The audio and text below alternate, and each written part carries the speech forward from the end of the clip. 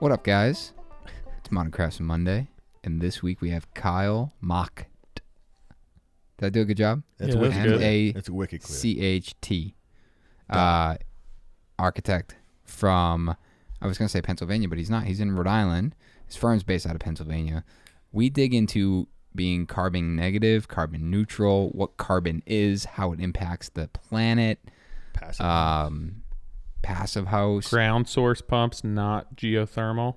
We nerd out, but I think what the biggest takeaway was that if we can simplify this, and I think we do a pretty damn good job at doing that, and simplify the understanding, then more builders and more of our homeowners are going to understand the importance of this and how it impacts the industry, the housing industry, and ultimately allows us to live in healthier environments. I'll be completely honest. That type of building usually, you lose me very quickly. But I, although may have been quiet, he had my attention for most of the conversation. So, well done, Kyle. And if you think this is over your head or not a topic to be concerned about, Nick, I think we agree. I think this is the future. Whether it's 2 years, 5 years, 10 years. This conversation will be impacting your market at some point. Absolutely. And he actually had a good stat right at the end of this. He tells us, I'm not even going to give it out, how close the current United States building code is to passive house, which hasn't been adopted yet. But it's a great tidbit of information moving in the right direction. Just real quick, the other thing that I didn't mention in topics to talk about, I do have 7 years of academic schooling, and I just listened to you guys talk to Steve the other day. And so I've got plenty of thoughts on that too. My wife's a professor, so start there, man. Want to talk about, yeah. What's that? Start there. We already started, man. We're recording. Yeah, we're rolling. So I guess let's bring it back to the beginning real quick and do a little history. So my dad and I own the firm together. He started it back in 1990 in Philadelphia with an emphasis on passive solar design and environmentally sensitive design. So looking at wrapping buildings in rigid exterior insulation, reducing air tightness drastically, thinking about passive solar design and really analyzing where the sun is going around the building, designing overhangs to protect from that harsh summer sun and sizing appropriately to let the winter sun in. That's sort of where our firm started. And so I grew up around sort of sustainability. We had an HRV integrated into our air handler back when I was 10 years old. So did you know about it when you were 10 years old? An HRV integrated into the air handler of our mechanical system. But yeah, did you know, like at 10 years old, did you understand that concept? I guess theoretically. So the other side of what I'm getting towards here is I started thinking I was going to be a mechanical engineer since I was 5. I wanted to design Legos or robots or cyborgs, or I was very technical. So I actually went through all of high school, and it wasn't until the end of high school that I started caring about architecture. My dad had taken me to see all of these amazing things, and I just didn't care. I had a lot more fun on the job sites with the contractors. And I'm also a registered contractor in the state of Rhode Island, which I guess doesn't really mean much, to be fair. But anyway, so I went into school at Penn State as a mechanical engineer, and then switched to architectural engineering. And so I trained, I got a bachelor's and a master's in architectural engineering with a focus in construction management. So I wasn't really trained as an architect to start. And then I worked as an intern through all of that time with my dad. I feel like you want to ask a question. Nope. No. Okay. I'm listening. And so that entire time I was sort of working as an architect, learning as much as I could about building science. I was sort of taking in as much as I could from classwork, but at the same time I was really thinking about sustainability and how do I learn more about that? And I knew a lot, but I knew enough not to know anything. And so I really went down that path and that journey of how do I become more knowledgeable in the world of sustainability, more than my dad had ever focused on at that time. And so I started learning about passive house and some of those other things back when I was in my undergrad days. And so that was in the early 2000s. And then I in school, I wasn't really finding exactly what I was looking for in terms of the education. Chose construction management, thinking if I ever went into business with my dad, we could do design build, and I would be the construction side and he'd be the architecture side. And so that's why I chose that. It's actually slightly better at structural engineering, but anyway. And then as time went on, there was a thing called the solar decathlon. And so that is really what I think jump-started me in my career. What is that? So the solar decathlon is a biannual international competition to design, build, and operate an entirely solar-powered home. Back when I did it, it was down on the National Mall in DC, where there was, I guess, 18 schools from the United States, one from Canada, and one from China. Oh, I'm sorry, and one from Germany. Germany won. Of course. So there was 3 schools from different places. Was Sedge on the team? Yeah. Brought in a ringer. Festal Sedge just led the team for Germany. Oh, okay. He's the captain. That's funny.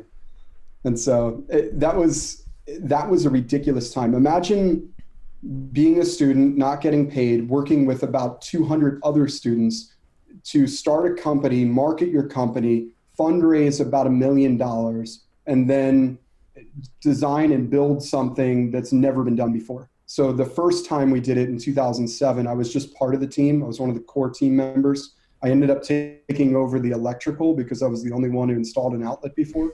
So that made me the most qualified person. And we basically built the entire house ourselves. It got shipped in 2 pieces on a full metal substructure. And then that was called the Morningstar, Pennsylvania. The concept of that one was to design a technical core for the back half, which has the kitchen, mechanical room, and bathroom. It had about 4 different ways you could heat the project. It was ground source, air source. There was waste heat recovery in the mechanical. So there was a lot of crazy things, but it was very technical, very crazy things that we were putting into that project. And so we competed on the National Mall. We ended up getting 4th. We were really close to getting 2nd, but at the last minute, one of our students put some warm food in the fridge, which drained our energy usage slightly. And that equated to us losing about 40 points. And we ended up, did you just lose power? Dude snacking and just kills the whole thing from 2nd to 4th because he wanted a snack. So anyway, then we killed that guy. Came back next He's year. actually one of my best friends now, but is he? He is. He's the last person that would have done that, but he was the one that ended up doing that. So you had to. Half the competition was to sort of subjective, and then half was objective. So you had to simulate what it was like to live in a house by taking showers or simulating taking showers, simulating cooking, throwing a dinner party. The other one was subjective of architecture, engineering, sort of what you were trying to achieve. And so that became a huge part of what my education was. I was probably spending about 80 hours a week on that on top of school. And so I wasn't sleeping a lot those days. I want to pause. Let me just pause you for a second. What got you into this? Like, how did, maybe I missed it, but what? My wife, my girlfriend at the time pushed me. I wasn't. But how did it come? Like, John, you were shaking your head like, oh yeah, I know about that. Yeah, one of my interns did it. I think, don't you make those in your college and then you disassemble them and then reassemble them on the location? Correct. So I was familiar with it back in 2002. So it was introduced to you in school? Sort of. It was introduced in school. So I took a course that was a design build course where you went out to Montana to build straw bale structures.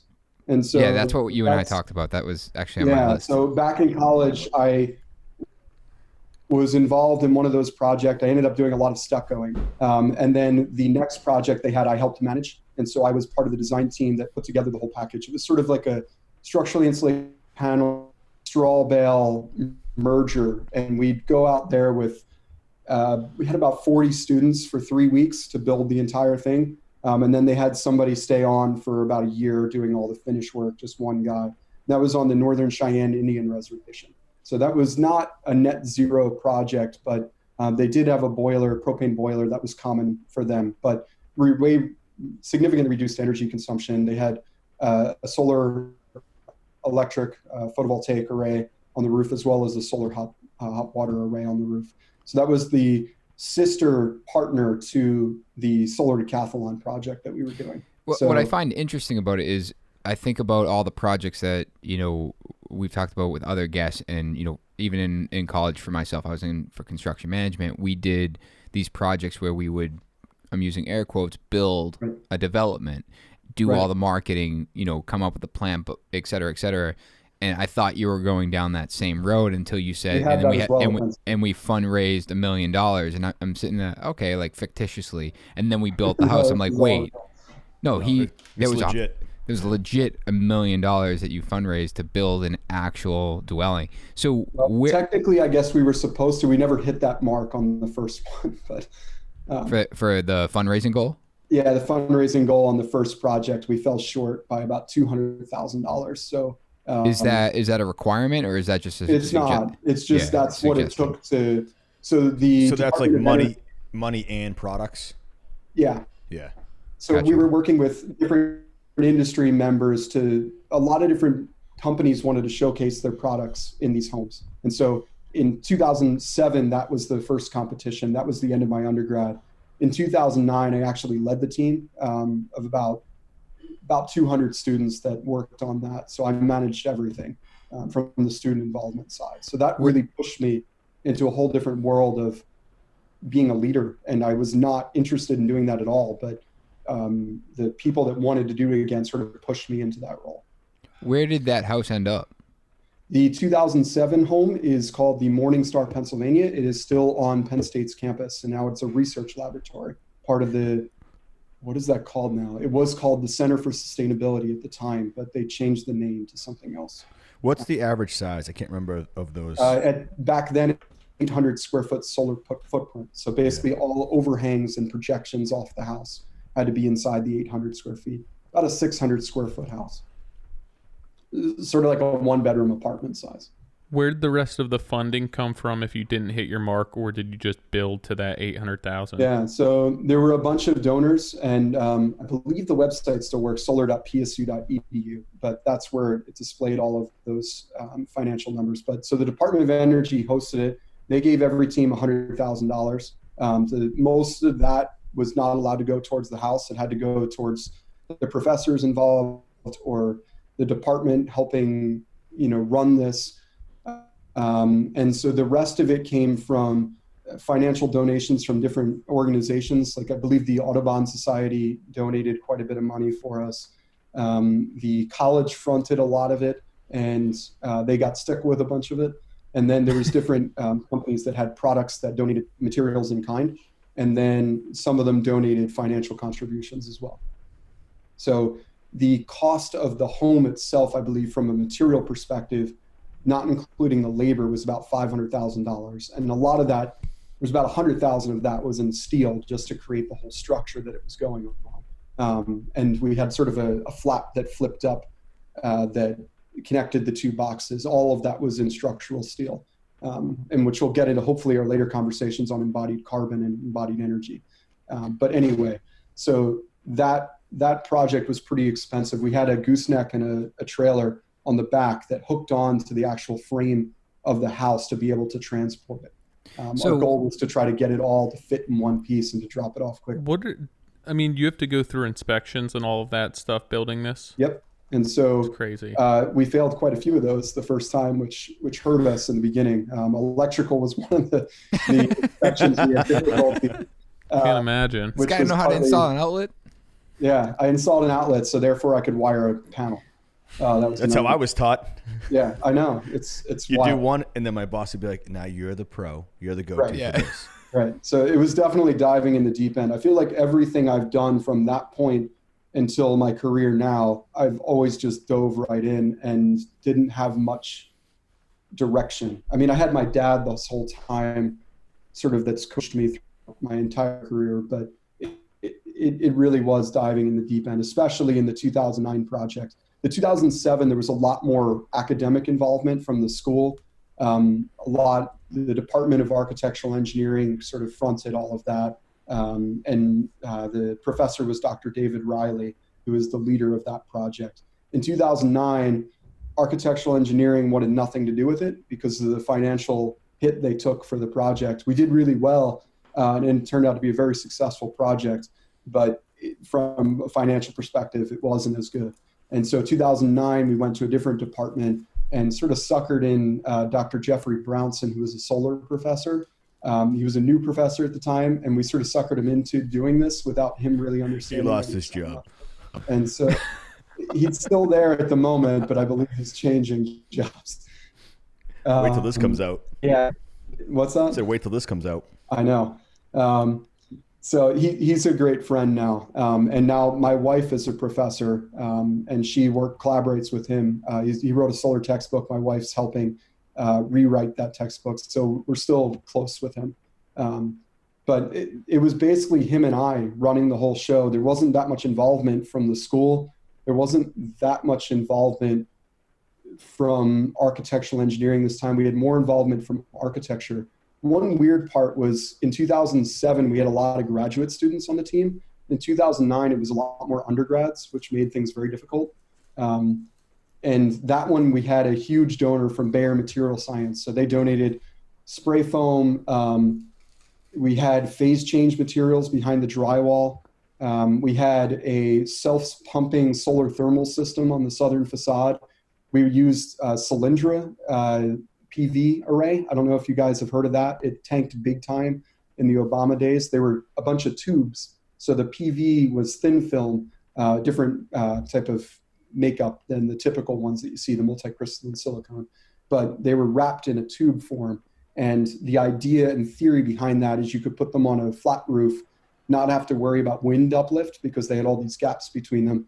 And the other concept was that the sun would hit the tube at different times of the day so that you get a flatter production out of it instead of a bigger spike in the middle of the day. The other benefit was the idea is you could have reflection off of a white roof to the underside of the cylinders. Long story short, they didn't work as planned, and the company went bankrupt, and now they don't exist anymore. And we were one of the first to use them on a project. And so we did what was called a green roof integrated photovoltaic array. So one interesting thing that the photovoltaics absorb different wavelengths of light, right? And so the green roof, the greenery absorbs everything but green light. And the way those two interacted together, theoretically, they weren't absorbing the same wavelengths of light. So the reflectivity plus a little bit of cooling, the thought was that the PV system would work as well with a green roof as a white roof. Not really true. We found that out the hard way, but we were trying new things and doing research with that. We also had a water thermal storage system underneath the floor. So we had a bunch of bladders that was made with a TPO product from Bayer Material Science that they custom fabricated for us, and we put them in between all the floor joists. The thought was, how do you get a lot of thermal mass into a home that you need to transport? And so we decided to use water there. We also had a brand new ERV that had never been created before in that project, which was fascinating. But so there were about 5 different products. Oh, and we had a self-tracking solar shading device that was a collaboration with Bayer Material Science. I can't remember the name of the PV company, but they all worked together with us to create that self-tracking array. There was more industry involvement in that project, but we didn't quite finish everything in time, which set us back a day, which really hurt us in that competition. Kyle, what is the premise behind this competition? Is it, because you're touching on a lot of points here, but sure. we talk about the fact that you spent about $500,000 to build something about 600 square feet. Sure. So that's a high cost. That's almost as much as one of Nick's jobs. That's over Nick's job. So there's a lot of the cost. How do I get there? Yeah, a lot of the cost really was just because it was a competition. Understood. It was like creating a prototype. Totally get that, and appreciate that. But what is the real goal with that project? Is it to bring? How do you win? How do you win? Yeah. Well, no, it's not even how you win, but what they have this competition, they're not trying to do this in a manner that because someone's going to argue, yeah, well, if I had $800 a square foot, I could build a 600 square foot I don't house do the too. Numbers But the numbers. Yeah. So it was twofold. The $1 million thing, about half of that went to academic expansion, let's say, and not really directly tied to the house. It was managing all those students. It was teaching different courses on these subjects and displaying information, marketing, all of those types of things. So about half of the budget in each of the projects went to soft costs, if you will. And so the other half, a lot of that actually had to do with the fact that we had to transport it. And because there were so many different prototypes of what we were displaying inside that project. I get all that, but what is the goal with doing this? Is it to bring awareness to solar? And, I'm reading the 2021. 2021 says the design challenge will add a new contest focusing on lifestyle impact of the building. The Solar Decathlon is a collegiate competition to challenge students, teams to design and build highly efficient, innovative buildings powered by renewable energy. Sure. That's from their website. That's just so the two quick answers: education. It was the best education that I could have ever asked for. The second is back when it was done in my day in 2007 and 2009, it was still sort of a new concept that you could be completely solar powered off the sun. In the 2007 competition, we had it was supposed to represent a cart. It was more like a golf cart that we were driving around powered by the house. So it being on the National Mall, the goal was to sort of market solar energy and the future of housing to the general public. So it was a marketing push for renewable energy, and it was an education source for students. And this is going to, kind of segue into a lot of the conversation that I want to have is, it being so hyper focused on that, I think I'm going to make 2 points here. Number one, Gary Katz, we had him on a few episodes ago, and he talked about back in the 80s building passive homes, which literally blew my mind to think that 40 years later, passive is still this elite, expensive, people are still kind of dabbling with it. It's obviously much, it's just not the norm still. Sure. And we every year we talk about how passive is going to be standard one day, and it's going to be the code, but it's in Sweden. It's what we should be chasing. And to think 40 years ago it was already in the works and people were doing it, right? Passive house started in the U.S. and in Canada. So it was created here originally when the first oil crisis happened. And so all the scientists in the U.S., Canada figured out all this stuff. Then the political change in the U.S. happened, and then people stopped caring about energy efficiency.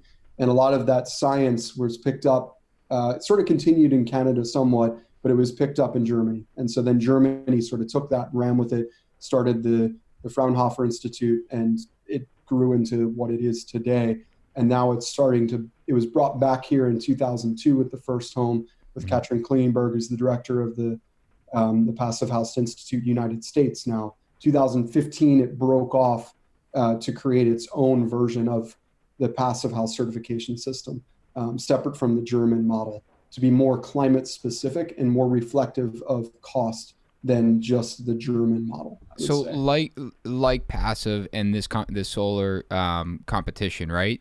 Yeah. There, I think this is something that you and I had touched on before is use of materials and, the impact of the materials that we're using. You talked about how someone had donated spray foam to one of the projects. It's but that, you're chasing, it's a very specific goal is to, be completely powered by solar, but then the argument comes is, are you using products that you shouldn't be using just to achieve that micro goal where there's a bigger goal? And this is what you embody carbon and the carbon footprint of our buildings. This is what I'm really interested in. Absolutely.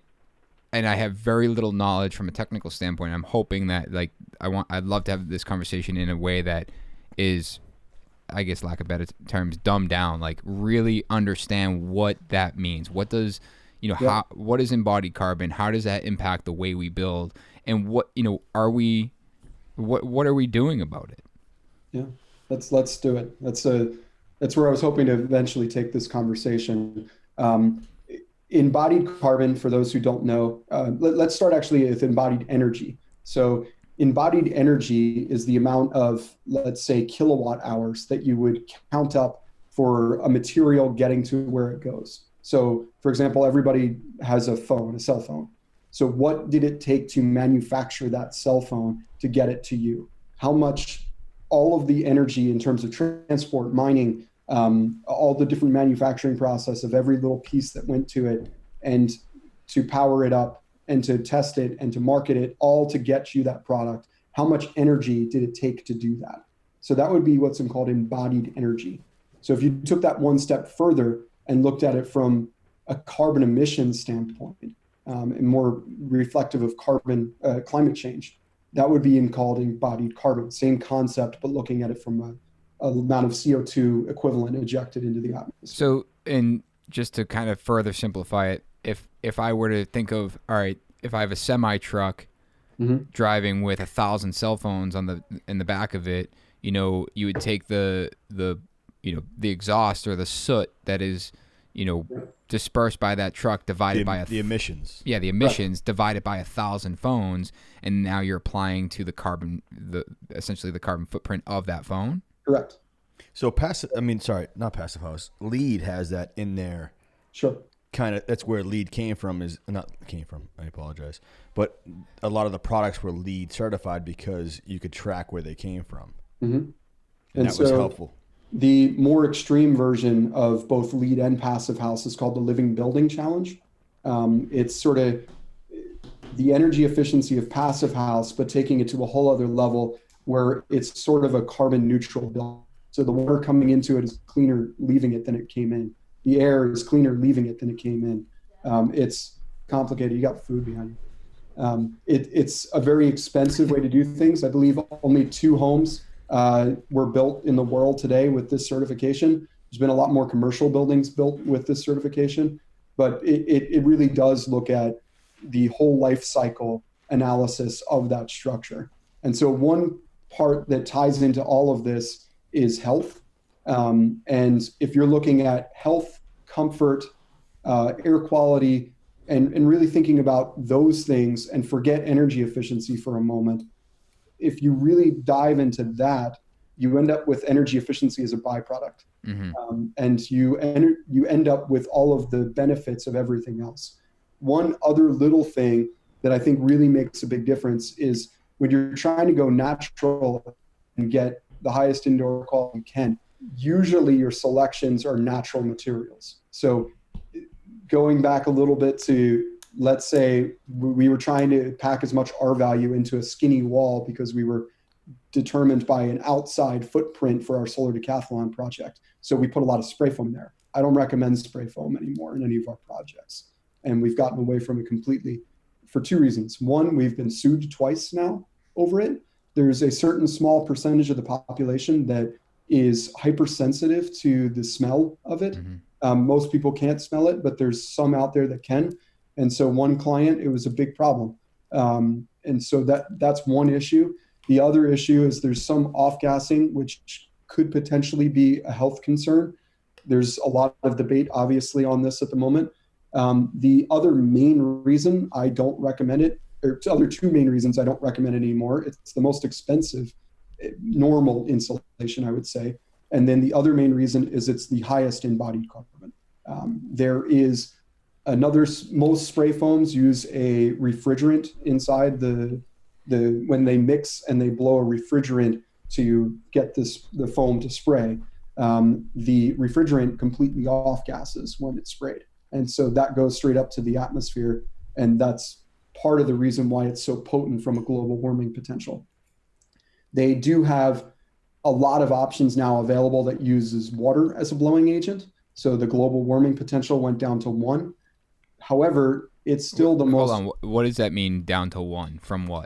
So I forget what the units are, but it used to be in the hundreds or something, and now it's down to 1. So it's carbon impact is very low from the blowing agent standpoint. But if you consider the carbon impact from the 2 chemicals that you're mixing together, it's still one of the highest embodied carbon insulations you can use. So you're going from bad to less bad instead of good. Fair. So I like how you said that there's a lot of debate whether, the health concerns, which that's fair because there is a lot. I think it was off-gassing. Right. The off-gassing. Yeah, the off-gassing. But say it off-gasses, whatever. So you leave, you let the house air out 48 hours, 72, whatever. Beyond that, once it off-gasses, are there still health concerns? Or potentially? I believe there are.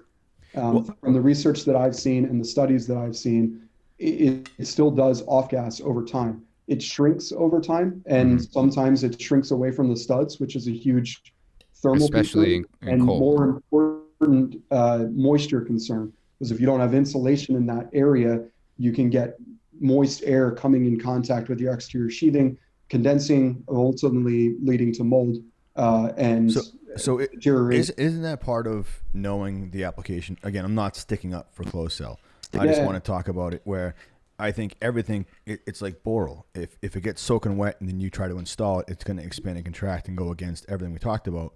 Sure. But if you don't know what the dew point is and what's going on during the spray foam application, like if you have an LVL that's waxed and it's not sanded down, there's a lot of things that can impact that. Same thing as like when you were a student, when you designed something and then built it to now. What's the perfect storm for it to actually work? Like, I know people have backed down and done the flash and bat. Is that still something that you're concerned about? Or I'm less concerned about the flash and bat method, but I still don't use that anymore. I'd say 10 years ago, spray foam was like, oh my God, this is the coolest thing ever. And I was super excited about it. The more I learned and the more experience I've gotten with it, I've personally installed spray foam quite a few times now. We skipped what I did after I graduated with my master's. I went to a design build firm, did a lot of energy consulting for them, and then did home performance contracting for them. I also helped build a couple homes with them. And then I eventually took over their design division before I went back to school for architecture. But through that process, I did quite a few spray foam installations. And think about it this way. In order to install the product, you're basically creating a chemical manufacturing plant inside the house or inside the building. And you're hopefully getting the mix right, hopefully getting all the settings right on the equipment. Some installers are very good at that, and you can get a really high quality installation with a really good product. Not all installers are good enough. I've seen quite a few mixes gone wrong. Some where it was a roof application where it was supposed to be closed cell. They got the mix wrong and it ended up being more like an open cell foam. So that's your primary waterproofing with an elastomeric topper to it. Turns out that roof failed within a week. It was leaking all over the place because they had the wrong mix. They tweaked something incorrectly. So how could you tell from the common person if it's the wrong mix? I know this. I've been told that if a certain color, quickly reacts, almost like as if you left lingers. It out. Yeah, it smells like fish. Color is part of it. The texture it creates after it's applied. I'm not going to claim to be a spray foam expert, but I've done it a bunch and I've seen it a bunch. But it'll bubble differently on that surface texture depending on which version it is. Open cell obviously expands a significant amount more. This didn't expand more when it was put down, but the waterproof substrate that it was supposed to be ended up becoming porous and absorbing of all the water. And so that water was getting into that foam. So needless to say, when something goes wrong with spray foam, it can be a real nightmare. And I've had that happen on probably 3 different projects now. It's funny. We used to spray foam. We still do, but we used to spray foam behind all our fireplaces and our tubs and that. Like we do like a pre-foam. Sure. I remember we foamed a house. This is going back maybe 6 years ago. We foamed a house.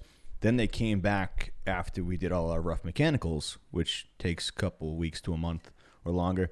And one of the supervisors came and walked through it. Oh, no, sorry. The inspector walked through when we foamed it. And it's funny. I don't know if anybody's ever seen foam that goes outside and the sun hits it and it turns like that really orangey yellow. Yeah, degrades with UV. So that is what alarmed the inspectional services, that was a chemical reaction gone wrong. And not knowing that, they thought the whole thing was foamed at the same time, not knowing that was done months earlier and exposed to the sun.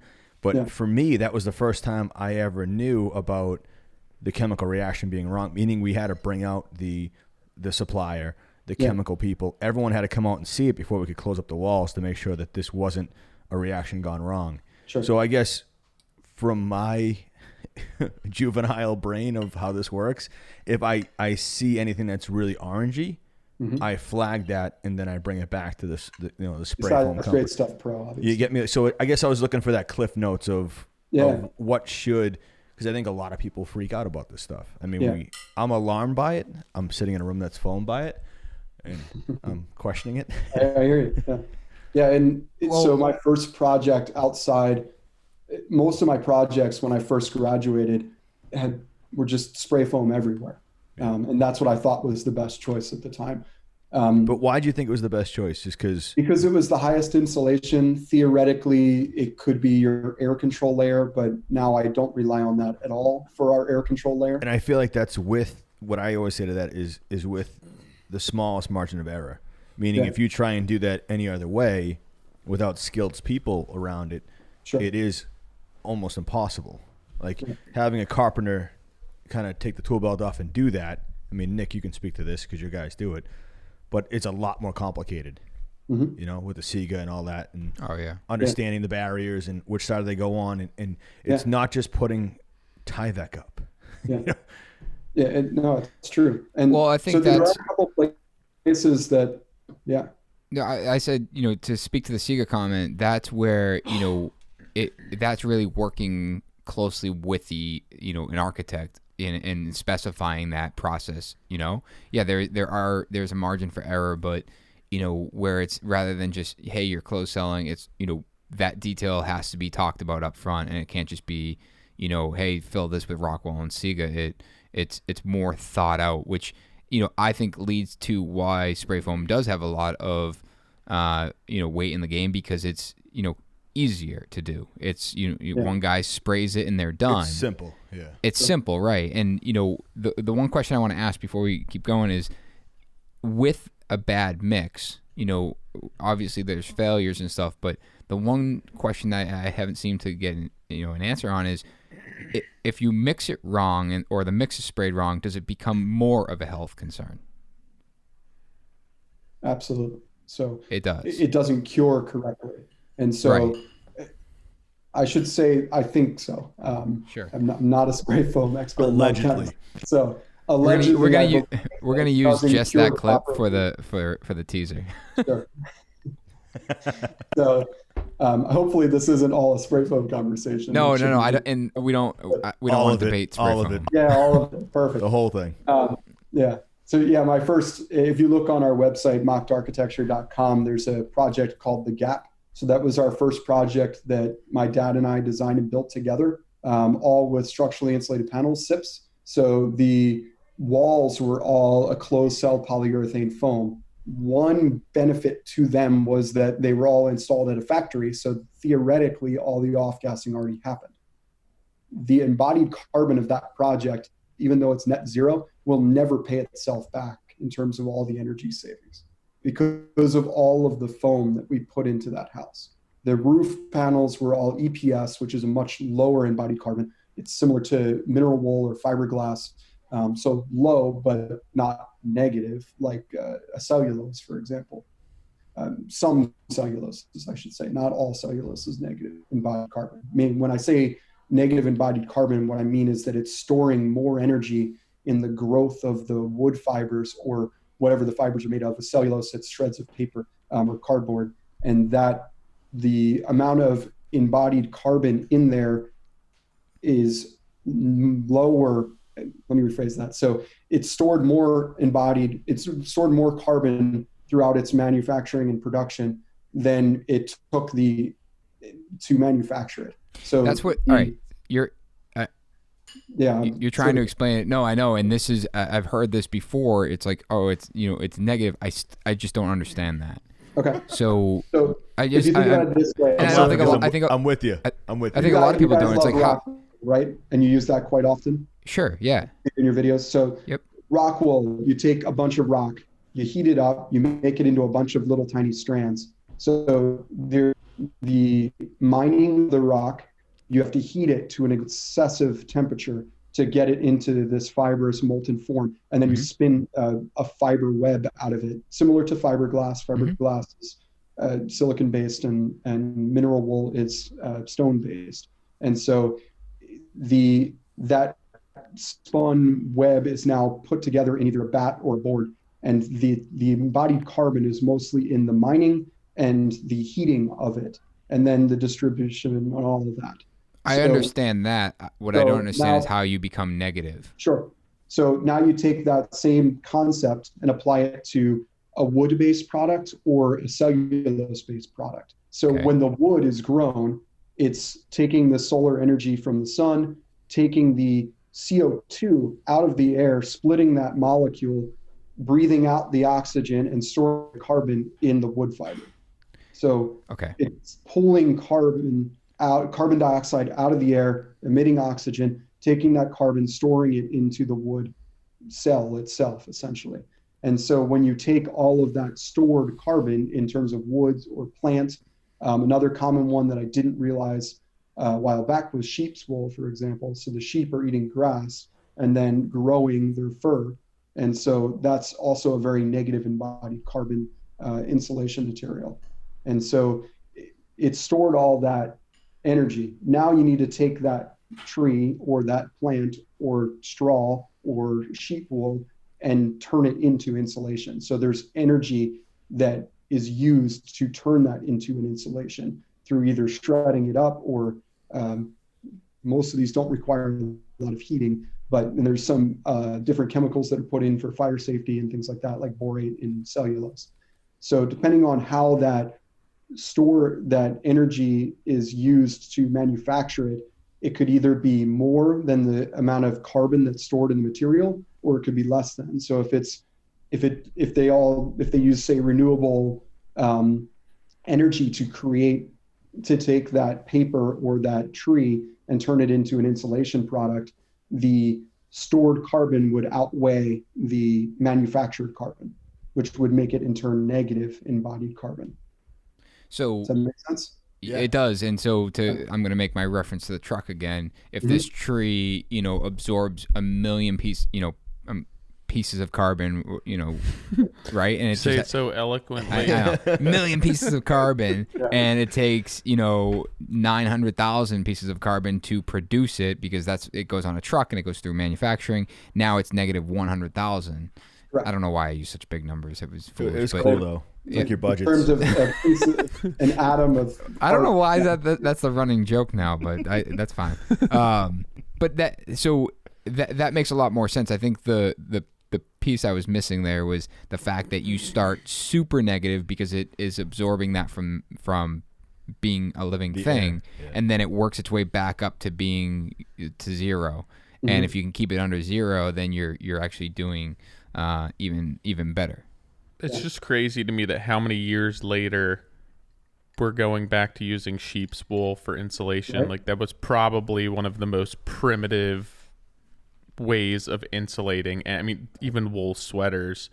So and here's an example. With everything else, we're back to it. Shoes. So he's got his sneaker off.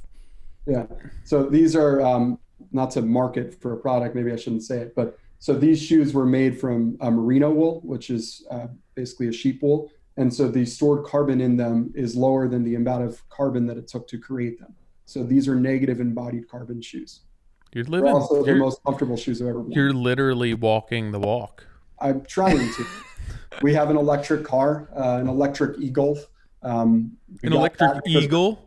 Electric e-Golf. So I thought you said eagle. I was going to say, what's an electric eagle? It sounds sweet. However, the car I drive is a Tiguan, so I only get like 30 miles per gallon on that. My wife on her e-Golf, she gets about 120 miles per gallon equivalent. So. I feel like I lost a couple zeros on my right? per minute. With your truck's probably like at 15 miles per minute. Yeah. So I love it. We're trying to talk the talk. At the same time, I'm surrounded by a room. I do keep the electric resistance heat off in the room that I'm in. I'm in a sunroom that's poorly insulated. So I'm only walking the talk and living the dream in some ways. I would love to convert this into a passive house. But I'm still 35 and haven't saved up enough money, partly because we were in school forever. I think that that's interesting to hit that note, because all of this does come at a steep price. It can. Which makes it very difficult for the average person, Yep. And makes it almost unattainable to some. So long-term picture, I think it's tough for a lot of people to swallow, because it's just so far out of reach from a financial perspective for most people. Now, that being said, certain choices are actually financially lucrative. So for example, if you say are using spray foam in all your projects right now and you switch to cellulose, you not only saved money on your job up front, but you also reduced your embodied carbon. So yes, it can be more expensive, but it doesn't necessarily have to be in every case. So insulation is an easy one because an enormous amount of it in a project, in a house, especially when you're talking about high performance housing, end up doubling the amount of volume of insulation in a lot of times. So in a project like John's, where he's using spray foam, if tomorrow he's like, you know what, screw it, I'm not using spray foam, I'm going to switch to cellulose, he saves a bunch of money on the build, he reduces his embodied carbon. Well, hold not on. really. Huh? But I mean, what about insulation's one category of it. True. Right. So if I put insulation in cellulose, then what's my air barrier? So there's still money to be spent there. Yeah. And So then the hands, they have to go into that. Yeah. Good. So what are the two biggest weights in a house, for example? So embodied carbon's all off the weight of a product. So the two heaviest things inside your house are probably the structure and the insulation. So they're the biggest volume of stuff inside your house. Depending on the insulation, of course, some insulation is pretty light. If you're blowing in fiberglass, it pales in comparison. But so the structure is also extremely important. If you just get whatever lumber from Home Depot or whatever lumber yard, that is not negative embodied carbon. Yes, it stored carbon in the tree, but the way they harvested those trees was done most likely in a way that wasn't very sustainable. So the net gain on that tree ends up being using more carbon than was absorbed by the tree. If the lumber was FSC, Forest Stewardship Council, if it was certified by them, then it's actually a negative embodied carbon material. So if you switch your lumber to FSC, and if you switch your insulation to negative embodied carbon, suddenly you went from an extremely high intense embodied carbon building to negative embodied carbon building. So which is great, but from a sale, it's not at this point today. There's no benefit to the end user unless they know. Yeah, they're not in the United States. True. Right. The side benefit would be the lumber's a hard one because there's no direct benefit at the moment besides you're helping fight climate change. Right. Which I think is extremely important. Sure. And many people do, but it's not something that they're considering in building. It's cheap. Yeah. So cellulose is the easiest one. But are you losing thermal performance? Are you then having performance is about comparable with cellulose and rock wool and fiberglass. They're all about the same. They vary differently a little bit between different products, but they're all about 3.5 to 4. I forget what's the value. Good. What's the offset if you are going with any of these alternative insulation options, and then now you're working with all sorts of new air barriers and tapes and adhesives and everything else? Sure. How it's still going to be lower than spray foam insulation just because of the carbon footprint of that? Significantly. And so, the other products that you're putting in there make a difference. Almost all the WRBs out there have some type of chemicals that are derived from oil. So they're all positive in terms of embodied carbon. Yes, they're extremely important. If you don't make the house last, water is the number one thing that's going to kill your building.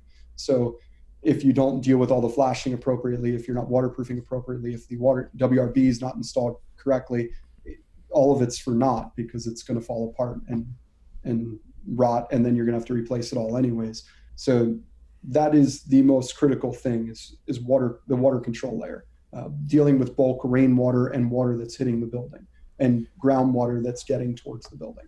So your envelope all of that, crucial. You got to make compromises where you can, but that's one where you don't make a compromise, because that's more important in terms of sustainability and long-term life cycle analysis of the project, is to make sure it lasts a really long time. It's funny because so many of the products that people are implementing or putting into place to create energy savings or be a more efficient house are actually creating a bigger, more severe impact on the global environment and everything else. If you go back to think of some of the most simple builds, or the way that houses were built 100 years ago with old growth lumber and cedar siding and craft paper on the exterior, insulation, it was all products that weren't necessarily man-made, that probably had a very low carbon footprint. On the other hand, they're not a very efficient building. But even beyond that, the positioning of the house. Like a salt box colonial was made so the air could hit it a certain way and the sun would hit it, so you get some solar heat gain. A lot of this stuff now, it's how's it positioned on the road. There's no reference to the sun hitting it and all that. That's what I love about passive, is that it incorporates so many elements of using nature to help the house.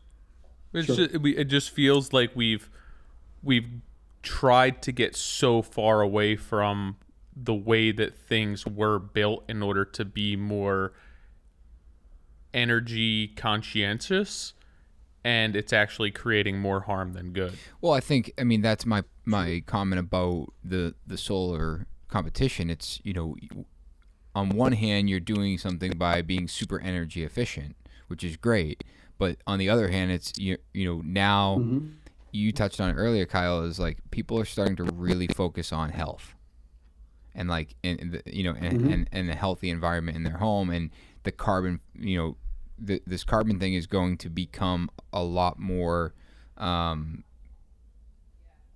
phrase that's going to be used a lot more in constructing and with homeowners, and they're going to start to understand it. And energy efficiency, I think you're absolutely right, that's not so much the concern now. It's not about how energy efficient the home is. It's about having a healthy environment in my home with good air quality. So it being a byproduct, John, you threw your fingers up like that's the ticket. Agreed. That's the key, man. It's the energy efficiency, let it be a byproduct. But now there's this whole, Tyler, you're spot on, is that we have tried to perfect over and over the efficiency of our projects by creating new products, only to realize that we are now creating an issue in a different category. It's like, we're checking all the boxes on energy efficiency, but now we're in the red over here in carbon. Yeah. Right. And I think that's what you're super focused on now, right? In your practice, it's understanding all of these parts and pieces. I remember talking about the Gap when we were at JLC, which is a super cool house, and I think is it on your business card? I think it's well, our business cards have multiple images on them, so I believe you have like real small business cards, right? Yeah. Humble brag. Yeah, I remember. Which one did I give you? I remember him handing it to me. It was like I think it was the height of a postage stamp, but it was super long or something. Yeah, it's like half a business card in width. I believe you talked about it on your podcast about a year ago with Jordan Smith. You believe? You mean I don't. You did. I don't. I believe it was a year ago. But and that was at JLC. Or the Marvin Tiny House. At JLC. And you were like, I got this cool business card. He was telling me about straw bale construction. Oh, that was a kid. I'm like, Jordan's like, what, 2 years older? No, anyway. But I think that's what I find so fascinating, is that there's so much more information that needs to be taught and and people need to be educated. Forget the homeowners, the builders, understanding that there are other options out there. And the point about this is more expensive and the cost behind it, do you genuinely believe that the cost is there because the products are more expensive, or do you think it's more expensive because the education hasn't been implemented? Mostly the second point, that lack of availability and education, more so than it's actually more expensive. That being said, yes, some of it is just more expensive. But it depends on how you quantify cost. So if you quantify cost as just the dollars that you have versus the dollar that society pays for the damage we're doing, it's a whole different conversation. So if you put, say, a carbon tax in or a carbon market, and you put that in terms of the economic equation, suddenly we're talking about a whole different strategy here, because that's the true theoretical cost of what we're doing here. So the economics to me are tricky, because it's easy to sort of put the blinders on and think about, here, I've got $400,000 to build a house, and usually that's not enough nowadays. And now we're normally talking like $1 million, but if you're only thinking about it from your wallet, I often try to think about the broader societal picture of what are we paying for as a society? What's being subsidized? What are the politics behind it? Unfortunately, it's a much crazier picture. I didn't read a lot as a kid, but now I'm trying to read as much as I can, especially on topics like this, on economics, the way the world works, to really look at it from a carbon and climate change aspect of what does this mean for society? What's the best path forward?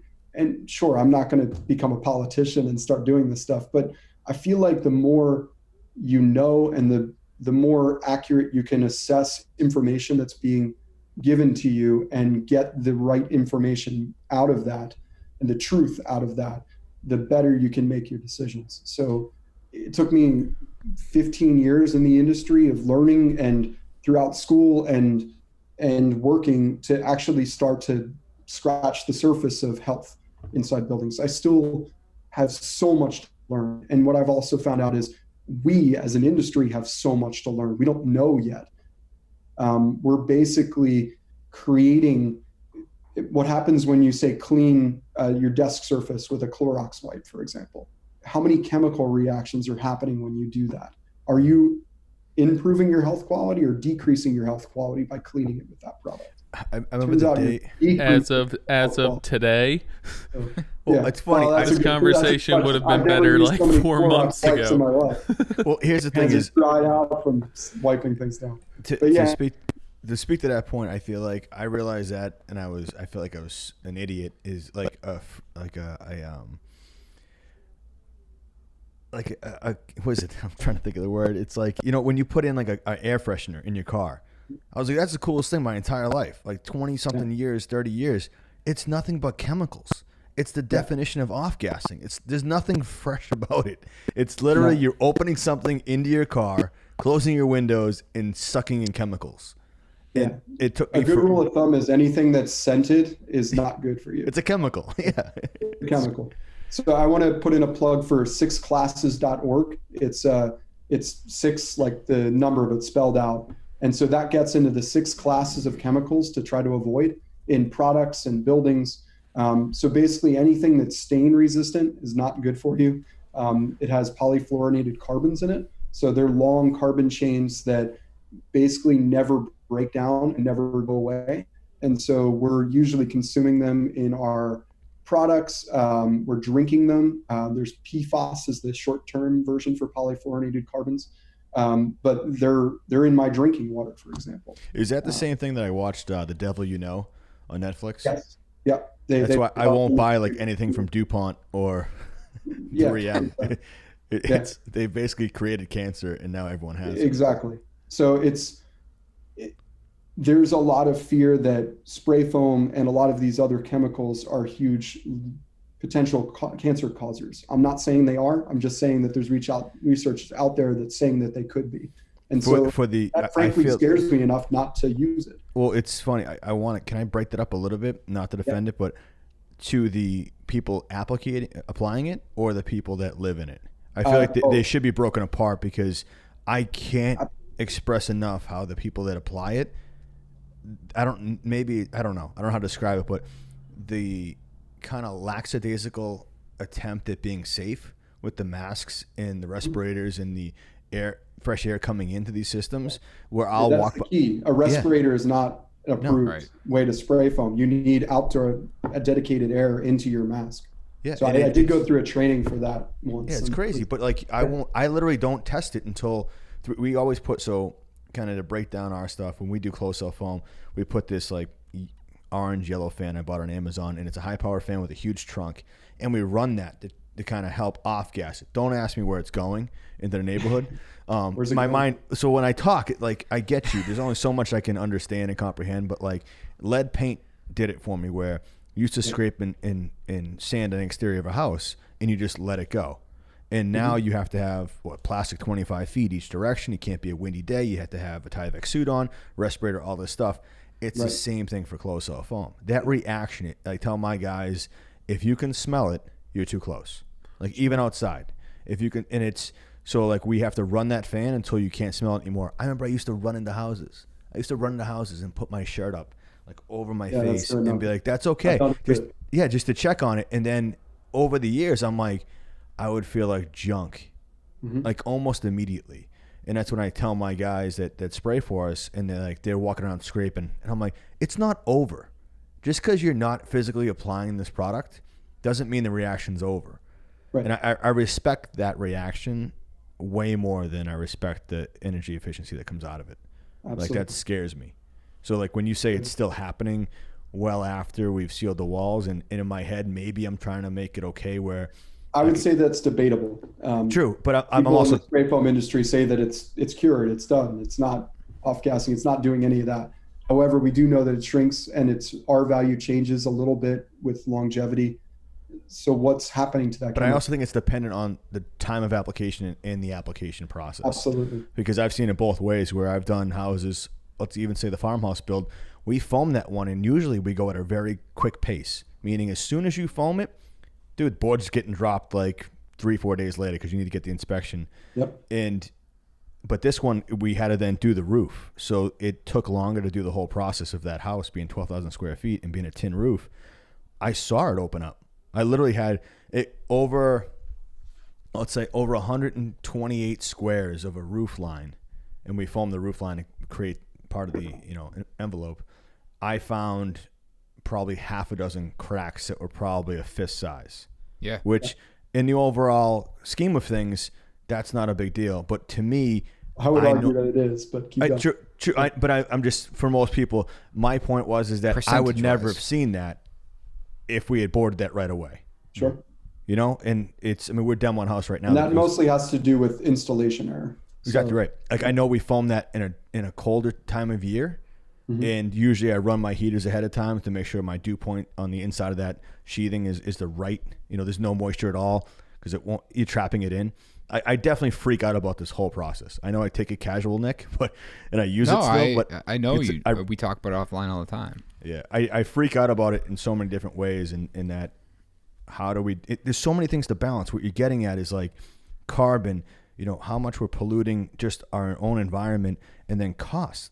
And then we're doing this as a building community, but then our client, a lot of times, when I was in Boston Green Building, where we did a lot of this stuff, we searched Passive House. My intern did the whole solar decathlon, and I loved it. I was like so immersed in it. And the problem is like you have certain clients that they don't respect anything that's in the wall that they don't see. So they'd rather put in architects and builders' choices. We get to determine that. So. Well, we have to bring that to the forefront of value. Right. You can. There's certain people that you see, like they design something that's very energy efficient. It's not that pleasing to the eye or design aspect. It's skirting all these things so you can value them the right way. So you have a very efficient house, and it's a healthy house, and it's design pleasing. Yeah, how do you balance those? So we really make a concerted effort to try to make sexy architecture, and really not. A lot of people make sexy architecture. A lot of architects go for that and don't think about all the other stuff. We're trying to put the whole package. Think of it like the Tesla. It's sustainable. I'll put that in quotes because that's, I guess, slightly debatable with all the batteries. But the sustainability factors theoretically better than the gas guzzler. It is beautiful. It's more fun to drive. It's fast. The handling's better, lower center of gravity. It's got a lot of things going for it.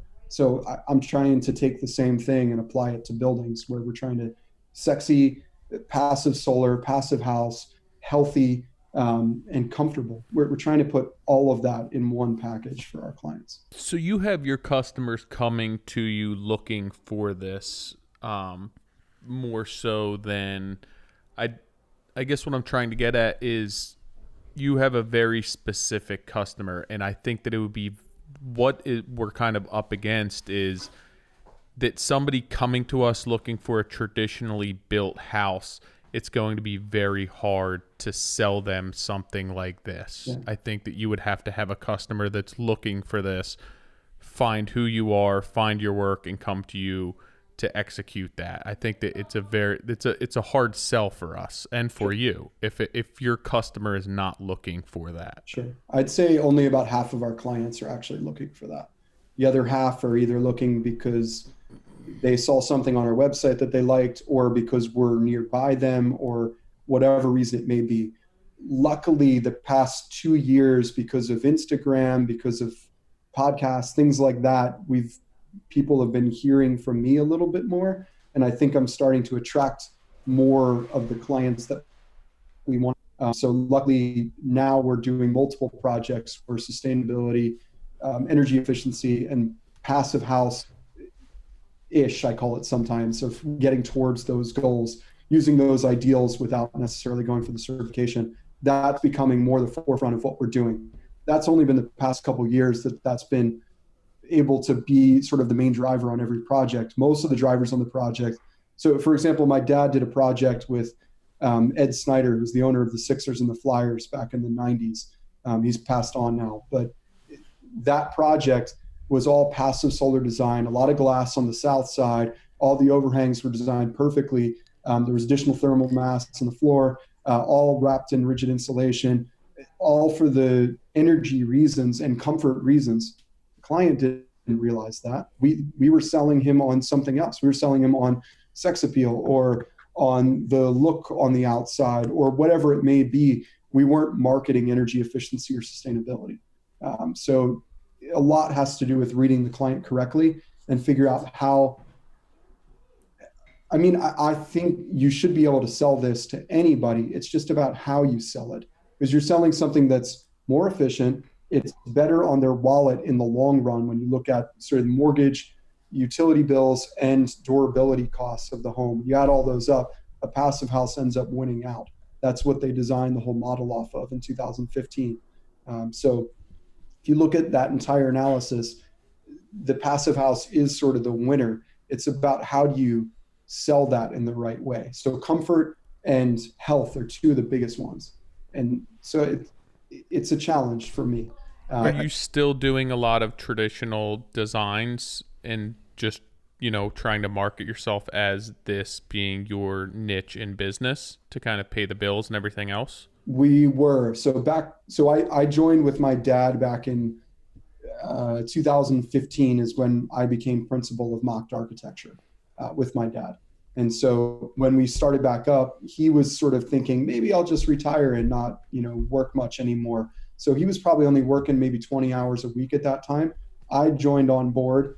We barely had enough work for me or him. So at that point, we were taking on whatever job we had. We did have some repeat clients from back in the 2000s. In the 2000s, we were up to 13 employees at one point. So we were much larger, but still a small firm, but much larger than just him and I. And so when we first started up, I had about enough work for me time. And I actually worked as a little bit and on a passive house build. So I was able to work with some of the builders around here that are doing this type of work and learn a little bit more from that. I was also one of the most knowledgeable on the job site because I'm so into this stuff. What was that like? It's seeing your dad's details on paper and then trying to deal with it on site with the crews going, what is this detail? Yeah. He wants me to do this.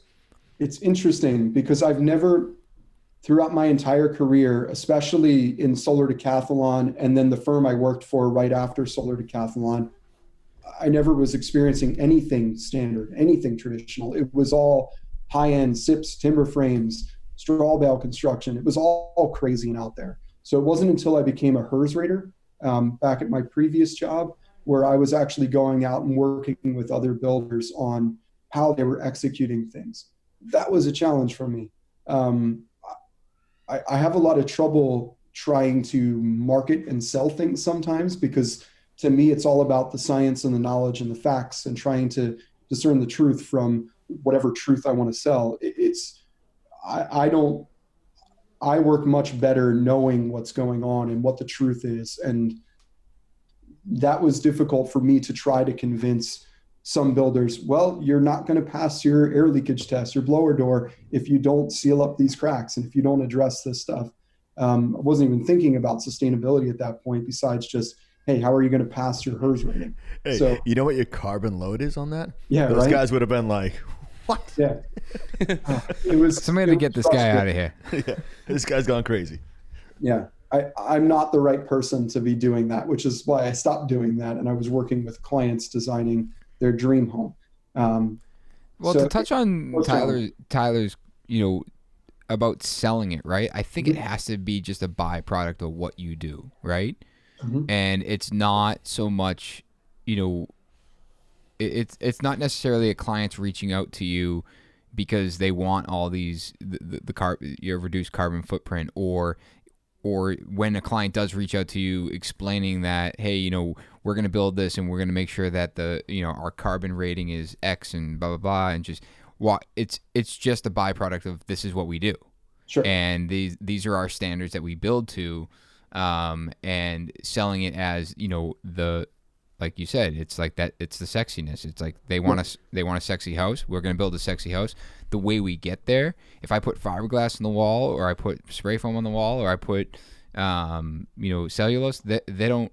It doesn't matter to them. Sure.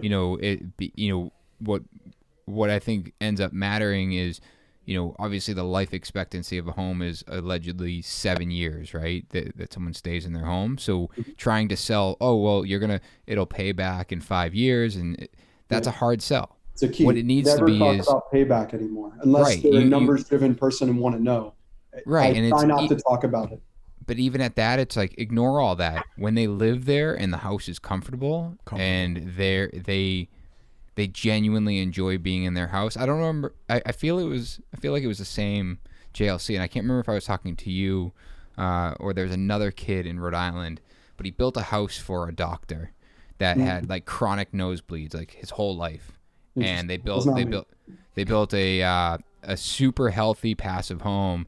And he was telling me the story, and he's like, the doctor literally has not had a nosebleed in his house since he's moved into the house, because the house was just designed to ventilate right, and it was super healthy.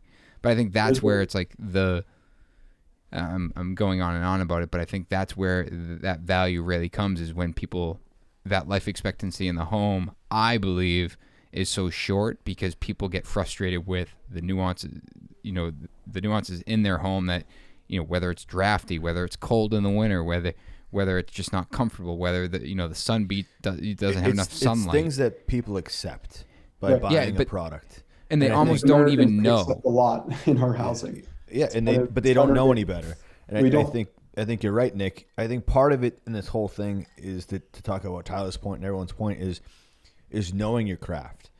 Is that, like, I value trim a lot. I mean, Tyler brought that to my attention years ago, is that how trim's fallen off a lot. And as he spoke about it, I would look around my products that I was building for someone else and just be disappointed in what I was doing. But I had to understand what my budget was, where I had products I could take from that would match that would increase my value for trim. I'm saying trim because I think a lot of people listening to this will understand trim.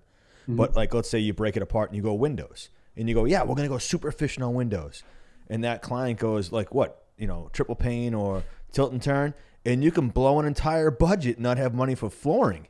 If you so it's knowing your craft and knowing how you can take I think Matt Reisinger said it best early on in the podcast, was having a good, better, best, and knowing your minimum standard that you won't breach, meaning you won't go below that, saying, hey, let's go a particle board in Tyvek, or and vinyl windows that are double hung, and you have so much weather stripping along that it's worse than a tilt and turn or even a casement. It's knowing your craft. Someone jumping into this as a young kid, right out of school or right as a laborer, you're not going to understand how to do that. So to say, hey, I'll do passive house and raise your hand, that's just crazy. You will lose money because the amount of education you need to take on during that project, budget-wise and execution. But you being able to design something that's sexy, it's not easy to do, is to do both. People usually only get one part of it, is they design something super sexy and it's very inefficient. We saw that with, I'm trying to think of the modern houses they went out of business. Come on, somebody with me. Lots of glass. Right. A builder or the style? No, it was a style. They would basically fabricate these houses that were prefab. Where would we see them? All in New England. God, they're back in business now. I'm not from New England. I'll look it up. That was a great point. I just crashed and burned. Thanks for someone picking up the slack. God, what was the name? Doug, put a bomb sound going off right now. Don't do that. Yeah. I appreciate. I think that to what Nick said, that it has to be basically your brand and what you're selling, and again that you are walking the walk. I think that for the majority of Americans at this point, I think that comfort is a luxury that a lot of people can't afford, which is crazy. That like to make a house that's truly comfortable, take finishes aside, sexiness aside, everything else, to make a house truly comfortable is a luxury that's out of reach for a majority of the people who live in our country. And it's sad that that's the case. Yeah. But so I comfort's wonder, a big tie in on that. I think the more challenging one is health, and about 50% of the U.S. population is affected by mold poisoning. That's a true number. So I don't know how much of that 50% is significantly impacted versus minorly impacted. But if you look at things from a health perspective of what's the societal cost of living in unhealthy conditions versus let's not pretend we're all living in passive houses at the moment, but just living somewhere that isn't poisoning you. The cost of that, I would hope, would overweigh the cost of all the sickness that's happening in this country. We're one of the sickest countries in the world. I agree as well. I would even venture to say that the societal viewpoint is almost a luxury that most of our country doesn't have the ability to look. I think that most people are scraping to get by, and it's not necessarily day to day, week to week, but having the society in the world's best interest in hand, people are just too selfish. Yeah. It's just more about what's good for me. How can I get by? How can I get a leg up? How can I save money here? And I think that that's what makes this entire movement, and what Nick said at the beginning of the podcast about Gary Katz trying this in the 80s, the benefits have always been there. It makes complete and utter sense to do this from a health standpoint, from a societal standpoint. I just think that as Americans, we're so selfish and we're so entitled, and we really truly only look inward at ourselves and what's good for ourselves, that if you could build a house and save this much money and put it in your pocket and it screws 2 generations from now, people don't care, sadly. And I think that's kind of what you are up against and what we're up against. And it's not to try and rain on your parade. I just think that's why it's never really gained a ton of traction as it has in other places of the world. What you just mentioned makes me lose my hair every night.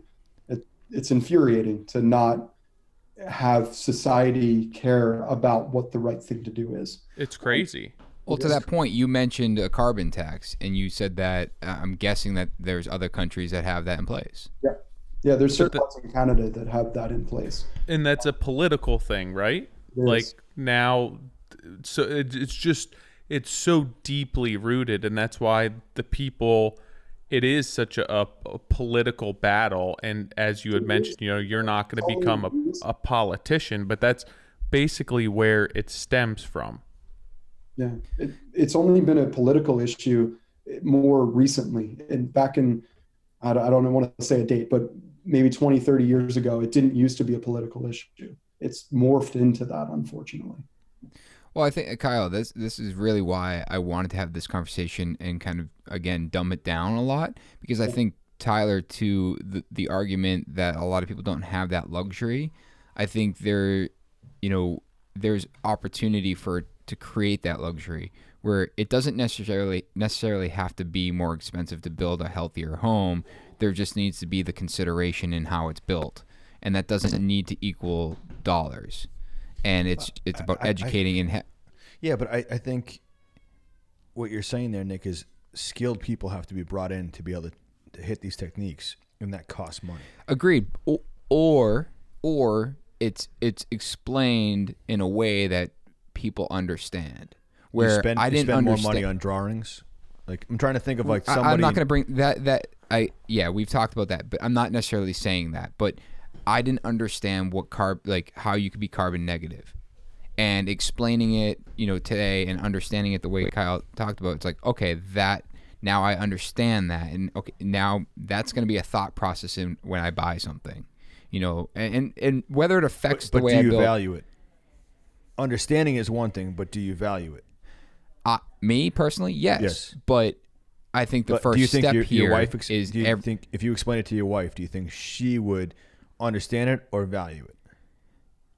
If somebody else explained it to your wife, do you think she'd value it or understand? Well said, Tyler. I feel like anything that you say to her, she's not really going to value. I feel like. Do you know what Nick said last night?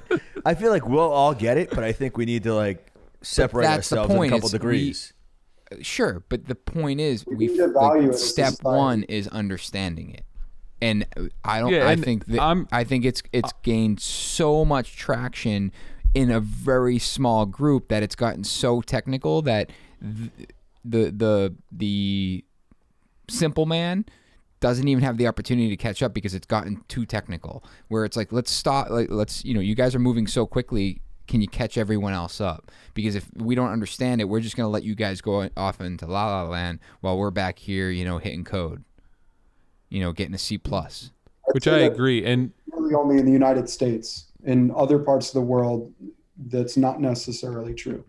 Sweden, Denmark, even Canada, they're making strides to bring the entire bottom half up to catch up with this. Yeah, Dakota Holmes. I mean, Yuri, we've talked to him about it, and it's like everything is becoming extremely strict. The materials he uses. I mean, it's.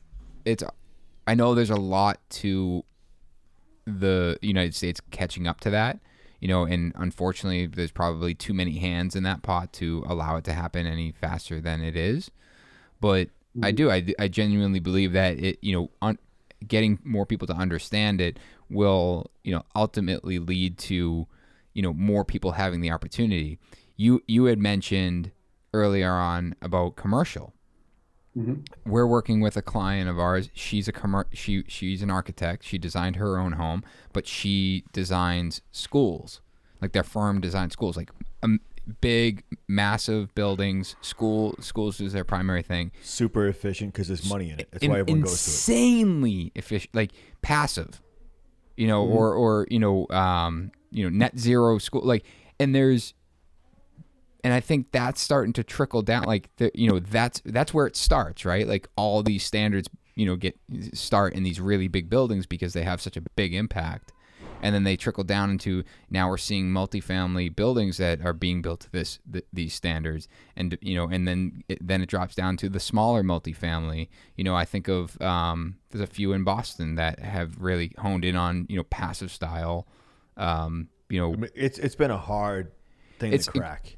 Sure, because I feel like it's the opposite. I've seen smaller houses kind of go after the passive and not so much bigger, because this is years ago when I was in that, thing. I remember I drove out to New York because it was like in the New York Times was like one of the first passive houses that was designed, and I had to see it. I always joked when I walked in and they did like advanced framing, and they had thermally broken exteriors and all that. And I remember I walked downstairs to like the basement door, and it was a freezer door, like, one of those latches with all the weather stripping and everything. And I was like, what are we talking about? And it was but it was so cool to see and actual grasp. And the windows are so small, but they were all tilt and turns. And it was just trying to understand it. My mind raced on the tilt and turn window came from overseas, and the lead time on that, which meant, for me, I like to see a design kind of be organically thought out.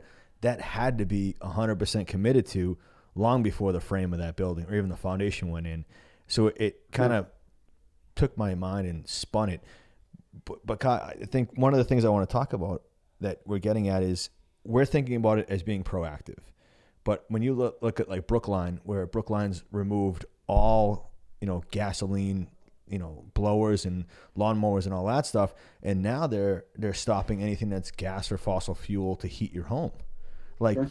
This area has done it, and now Cambridge is coming along next, where we talked about it today, where Cambridge, like the two modern houses we're doing, you may not know it, but those are the allowable square footage to be built on those two products are larger than what's allowed because we're energy efficient. We're like tier 3.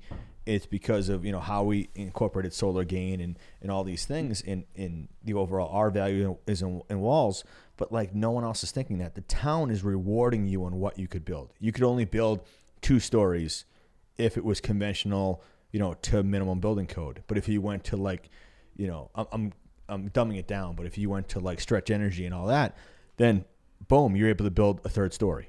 Like the code is allowing you to do more. That's giving you the value. They're not giving you money, but they're giving you the ability to build more, which get you more value back.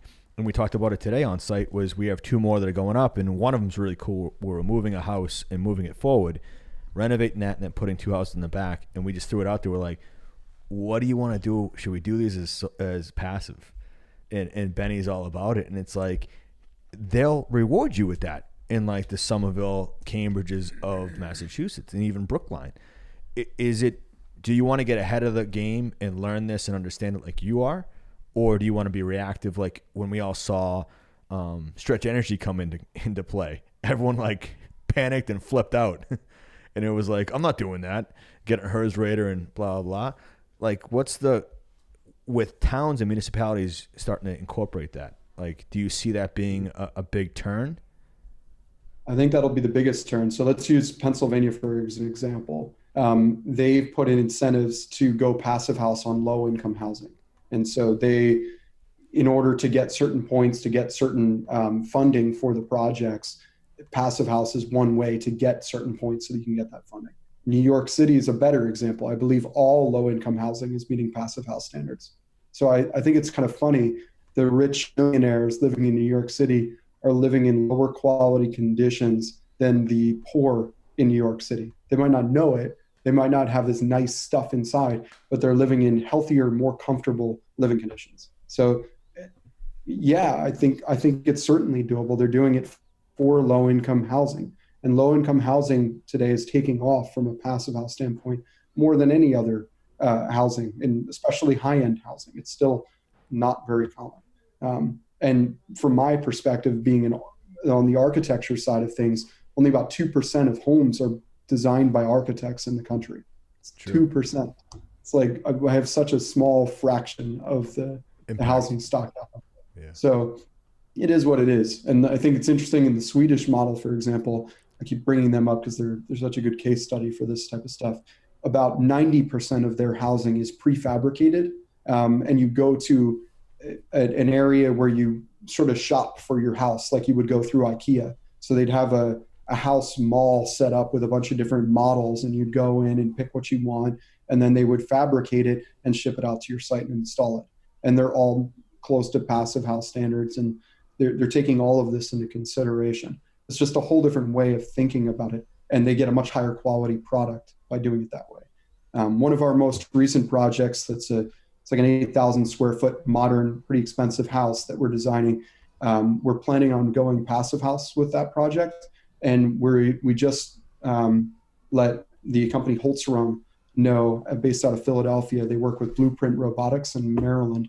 in Baltimore, and they're going to prefabricate the entire envelope for us to passive house standards. So windows, walls, everything's installed except for interior and exterior finishes, and it's all built in the factory and then set up on site. It was, from the financial standpoint, it was just slightly more expensive, but all the lumber is FSC certified. All of the insulation is cellulose and wood fiberboard. So we're getting all of these things that we want into the project from a sustainability and a carbon standpoint. It's a negative embodied carbon envelope that we're getting in this project for a marginal increase, but the client's really excited about all the other benefits in terms of the quality of the build, the tolerance that they're building to, the fact that he knows they're going to build it in the computer first, so we know where all the walls are going to be, and then it's going to be printed out in their machine, and everything gets cut by the computer. So theoretically, there should be no mistakes in terms of everything lining up. So it's other benefits that excite the clients more so than just the sustainability side. So how did you accomplish that? Did you do modeling? Like, I know Nick just posted something about modeling. It will be. Yeah, that way you can, because in my mind screams, what happened to the creativity? You know, mm-hmm. I know you're the architect, and it is a lot of planning goes into it, months and months in advance. And maybe I'm a little more organic about it, but how do you confirm it and not assume that everything's going to be done the right way, so that way when they walk into a room, they're not like, wow, it's tiny, or I'm 6 foot and there's the head height on the gable end is clipping me off. Mm-hmm. Like, how do you, I guess I've been in too many projects where I've been the PM or someone in charge where that wasn't explained by the architect and it was built. Yeah, we model everything in 3D on the computer and do virtual walkthroughs with our clients.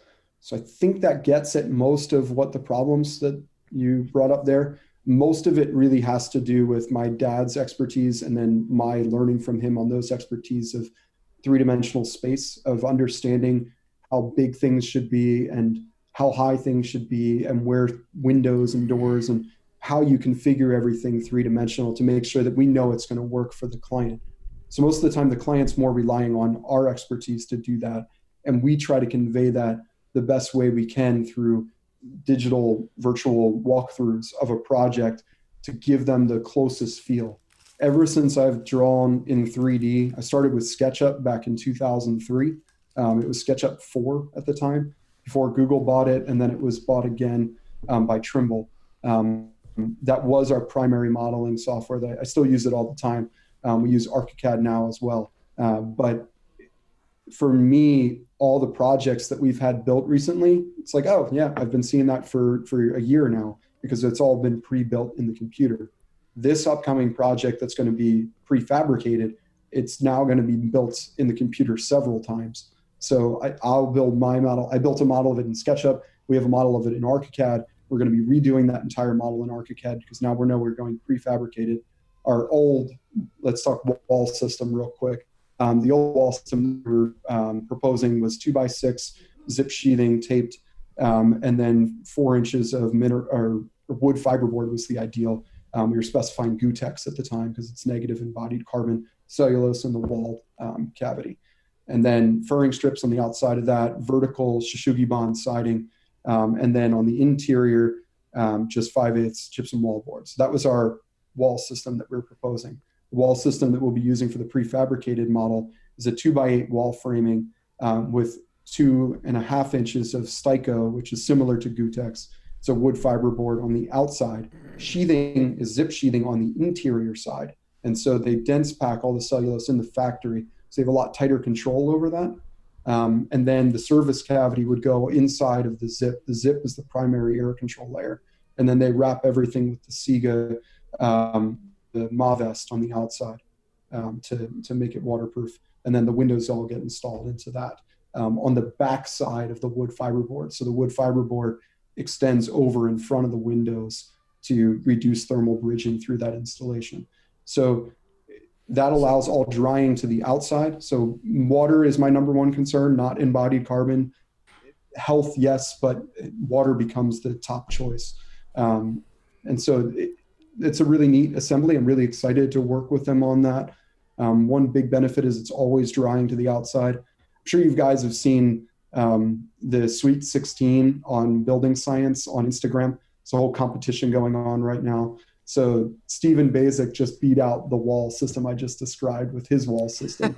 And now he's going against Mike Maines, who's doing the EcoCore wall system, which is another prefabricated wall system. We talked to EcoCore as well about that project, and Bensonwood. So we were talking, I didn't let Bensonwood know yet, but I'll probably let them know before this is aired that they didn't. But, you know, we were really impressed with them too. I actually toured the plant with Matt Reisinger. That was a fun experience.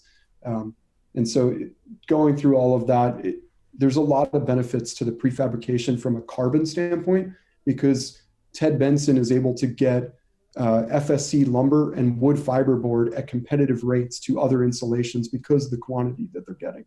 So they made the choice, we're going carbon negative on our wall system and our roof system. And they're able to do it at a very competitive rate.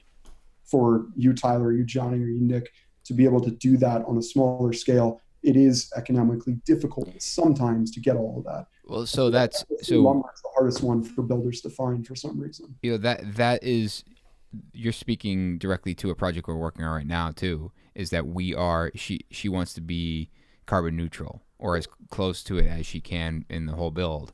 And we actually reached out to Benson Wood, and we've been talking to them about their prefabricated wall assembly, because they can be passive house certified and everything. We haven't received pricing back, but you had commented earlier, and I'm just curious of what you can divulge. Is you said it's not that big of a price increase over traditional framing. I wonder what was that increase? Whether it's a percentage or whether it was, hey, it was going to be $100,000 to do it traditional, and it was $120,000 to prefabricate it, just for some context. So for this project, we're looking at like a $5 million build for this house. So we're looking high end. Mm-hmm. The framing package, including the windows and the insulation and WRBs, was about $1 million of that. And so the stick built version, where we had less control on quality, it was probably about $900,000. Yeah. So that, I mean, no-brainer. Right. And I think that's where it does control, and it sped up the project. So it's a 15-month project instead of an 18-month project now. Sure. And that's one of the benefits of the prefabricating. You make up a lot of time. Mm-hmm. There's a lot of pre-planning. That John and I talk about that a lot, is a ton of drawing, a ton of pre-planning. So that's my second question regarding kind of cost, right? So, all architects work on different fee structures. In a situation like this where, you're talking about modeling the home not once, twice, but sometimes 3 or more times, how does that relate to the architectural cost of this $5 million build? Sure. So for this project, and all of our projects, we try to do things for a fixed fee, which is different, I think, than many architects try to do. And we're usually not that expensive. My dad and I don't have a lot of overhead. I'm in my house, in the sunroom on the side. And my dad's office has been always at his house. It was a renovated chicken coop, actually. It's about 1,000 square feet. The chicken wire is still there on some of the beams. Wicked efficient. Yeah. And the whole thing was wrapped in rigid insulation and redone. It's not that efficient on that side. The house was redone. That was an old child's gymnasium, actually, that was renovated. But so his house, his office is on the property too. So I was always surrounded by it with all of his employees. They were always there with me. But to go back to the question, our overhead is low, and we usually are somewhere between 8 to 12% of what construction costs might be. So some architects are 8%, some architects are 12, some are 15. I've heard up to 25%. Yeah. So we try to do a fixed fee because we know my dad and I can't help ourselves. We sort of get crazy sometimes and really want to dive into design, put extra time and extra effort. And we feel that the conversation is always difficult if we're charging hourly for that time, where if we know it's on us, we can just do it and we get our fixed fee. And then we make the judgment of how much do we really want to dive in extra. If we're really excited about the project, we'll go above and beyond. We always go above and beyond, but sometimes we'll take a step back, especially from a design standpoint of, we know the client said they were happy, but we feel like we can do better. And so we'll take another stab at it and say, hey, we spent some more time. We modeled a different option here. We wanted you to take a look at this.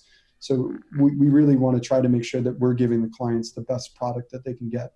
And they never, Steve, I think Basic said this in his conversation with you guys, of clients don't tend to know exactly what they want up front.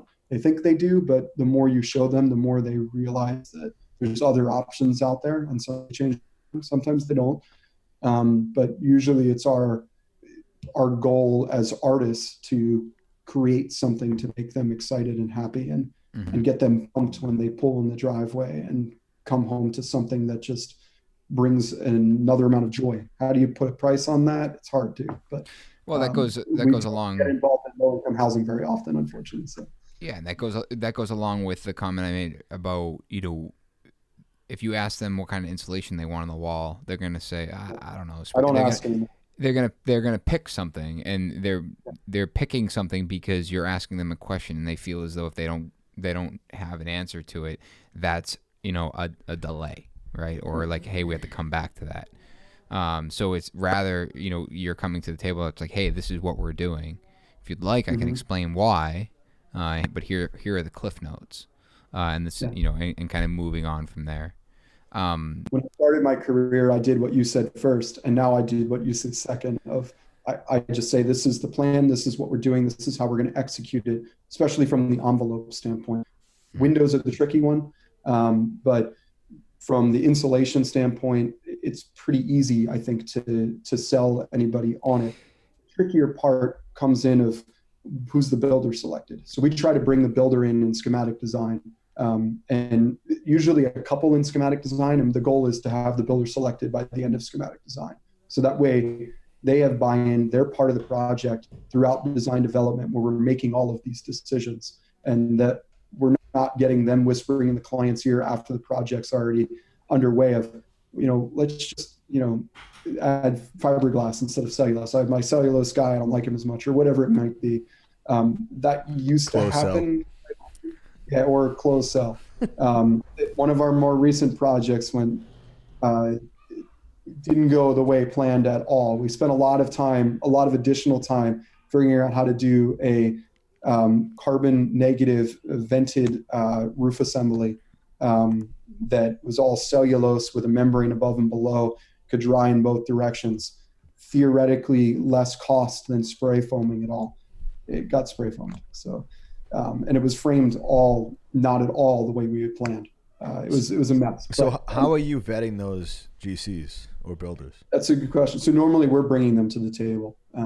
So in Rhode Island, I've got a couple that I've been wanting to work with and I'm excited to work with, and that we have worked with. And so I have a general idea of who I can work with. The one I'm most excited about working with now is Steve Demetric. You guys should have him on the podcast at some point. He's done most of the passive house projects in Rhode Island. And so he's also on Instagram, but he's worked with Steve Basic quite a bit. He's done a couple of his homes. But he really knows his building science, and he really has no patience for doing things the wrong way. Mm-hmm. So he's really making strides. Wade Paquin, I'm sure you guys know as well. He's another guy I've been spending a bunch of time with that I hope to work with soon.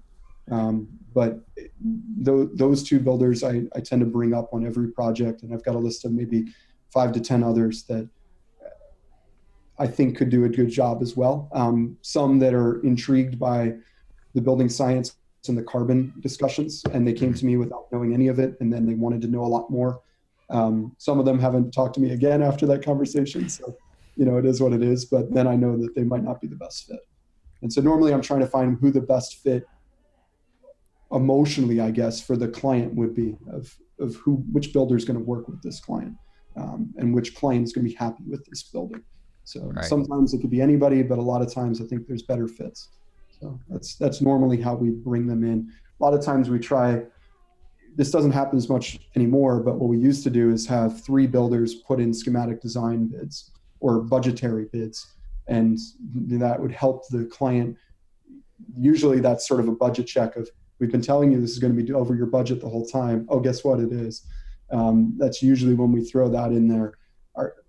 That's usually the most difficult challenge to all of this, is the financial side of, and usually the envelope has nothing to do with it. It has everything to do with the finishes selected or the scope of the project getting inflated beyond what was originally designed. You can only tell them so many times that's going to be too expensive. That's going to be too expensive. I think you're going to blow your budget here. But usually that's another reason we try to bring in builders early so that we can all get the budget in the right standpoint and also be working together toward the final project. The least favorite projects are the ones where the builders that we were working with, they decided to bid it out and go with some cheap builder, and it ends up costing more money because the builder screwed up things here or there. They're nickel and diming them throughout the rest of the project because, oh, I didn't realize there was exterior insulation on there, or, oh, I skipped the waterproofing there. Sorry, you're going to have a building failure in 5 years. It's like that happens. Not as much anymore on our projects because we're very involved through construction, but it still happens because it's ultimately the client's decision. So anyway.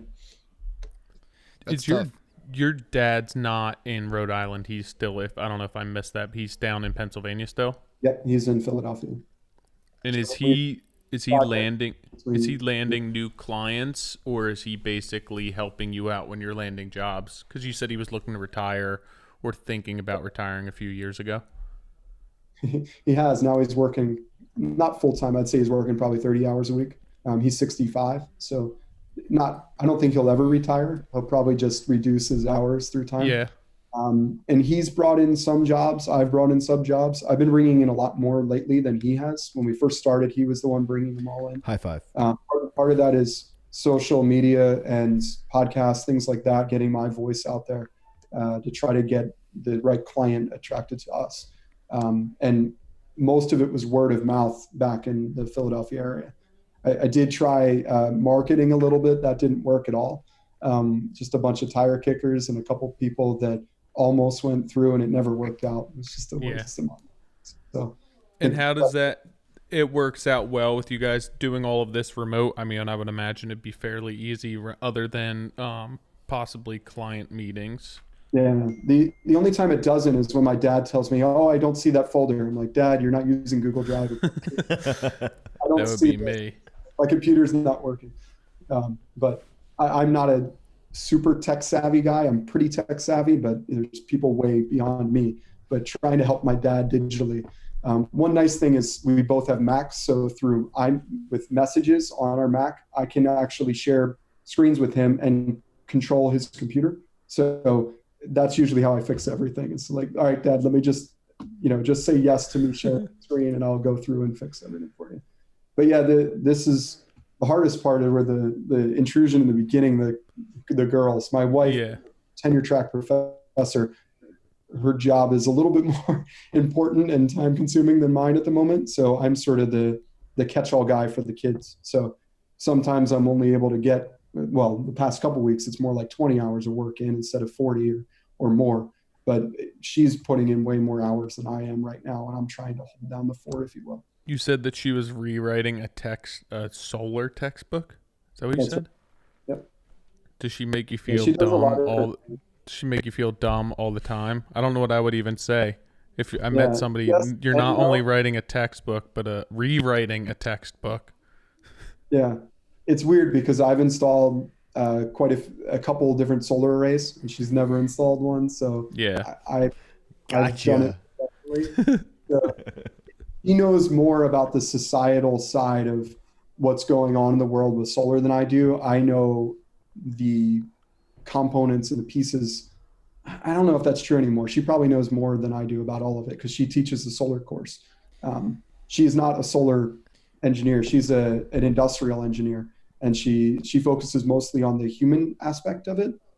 So she calls herself a societal ergonomist or a human ergonomist. So looking at how systems and things impact humans. So sort of an engineer and a psychologist, an engineer approaching psychology, I guess. So she does a lot of research on teams and how it all started with the solar decathlon, actually. She was our communications director on both the 2007 and 2009 team. We were dating before that point. She was my high school sweetheart, but I didn't tell her. Is that the truth? That is the truth. Yeah, I've been in love with her since I was 15, I guess. You heard it here. Yeah. So, but anyway, so she did a study when she was doing her master's in a class of looking at Myers-Briggs personality testing and the teamwork dynamic of our 2009 solar decathlon team. And so she made us all take a test and sort of grouped us all and realized that some of our communication breakdowns weren't supposed to be there. And it was most of the time we had a false perception of who that other person was. And so there were many other problems besides that, but she was able to actually solve some of her communication issues by doing an analysis on us. I still want us to take that test. All three of us. And then how long does it take? There's a lot of different versions of it. The free ones, it takes like 20 minutes. The paid versions, there's some that takes an hour. Most of the free ones are like 40 questions. I mean, is that going to get us close enough? Because I'll do it after the podcast. No, I think it'd be cool first. Nick, I think it'd be cool. I'll have her send you guys the link. Yeah, if we take it and see how different we are. Yeah, oh, I can't wait. That was the goal. I've taken them twice. That's why Johnny drives me crazy. Yeah, exactly. Yeah, right? But that's how we did it years ago. Where there's a lot of different factors, and so that's part of what she does. She also does research on voting and trying to help improve the voting process. Rhode Island had in 2000, I guess it was 16 or 2016, they were completely overloaded and over capacity, and some people didn't get to vote because the lines were too long. So she's, as an industrial engineer, that's part of what industrial engineers do, is systems thinking and sort of line management. So Disney, for example, hires a lot of industrial engineers. I feel like she would have done well at like Cambridge Analytica and helping sway all the voters. Yeah. She's also done research on breast pumps. She's spread herself a little bit too thin, but having to do with work. That's all of us. Welcome to the party. Yeah. I know, right? She's wearing way too many hats, especially for a tenure track professor. She gets a lot of students that come to her because she's young and energetic. So her lab is the biggest of her department by far. Where's she a professor? University of Rhode Island. We live about a mile south of it. Is that how you guys ended up there? Yeah. Yeah. So she was doing her postdoc actually in architectural engineering and construction management because she was doing research and studying architectural engineers and how they were working together. And so she went there, and then she was applying for professor jobs all over the country. And I think what's funny is the URI application was one of the ones she did like last minute in like an hour. She put it all together, and that's the one that called and ended up hiring her.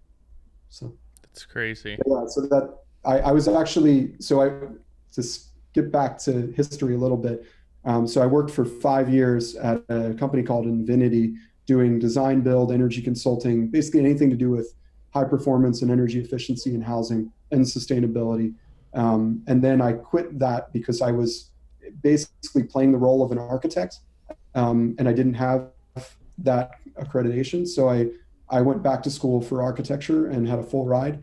The professor there was actually recruiting me to be part of her sustainability division.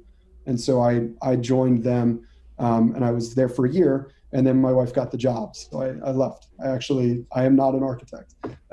Technically an architectural engineer. My dad has the architectural degree. Was that also at Penn State or somewhere else? At Penn State. So yeah, I had 7 years of schooling. My wife had 13 years. So wow.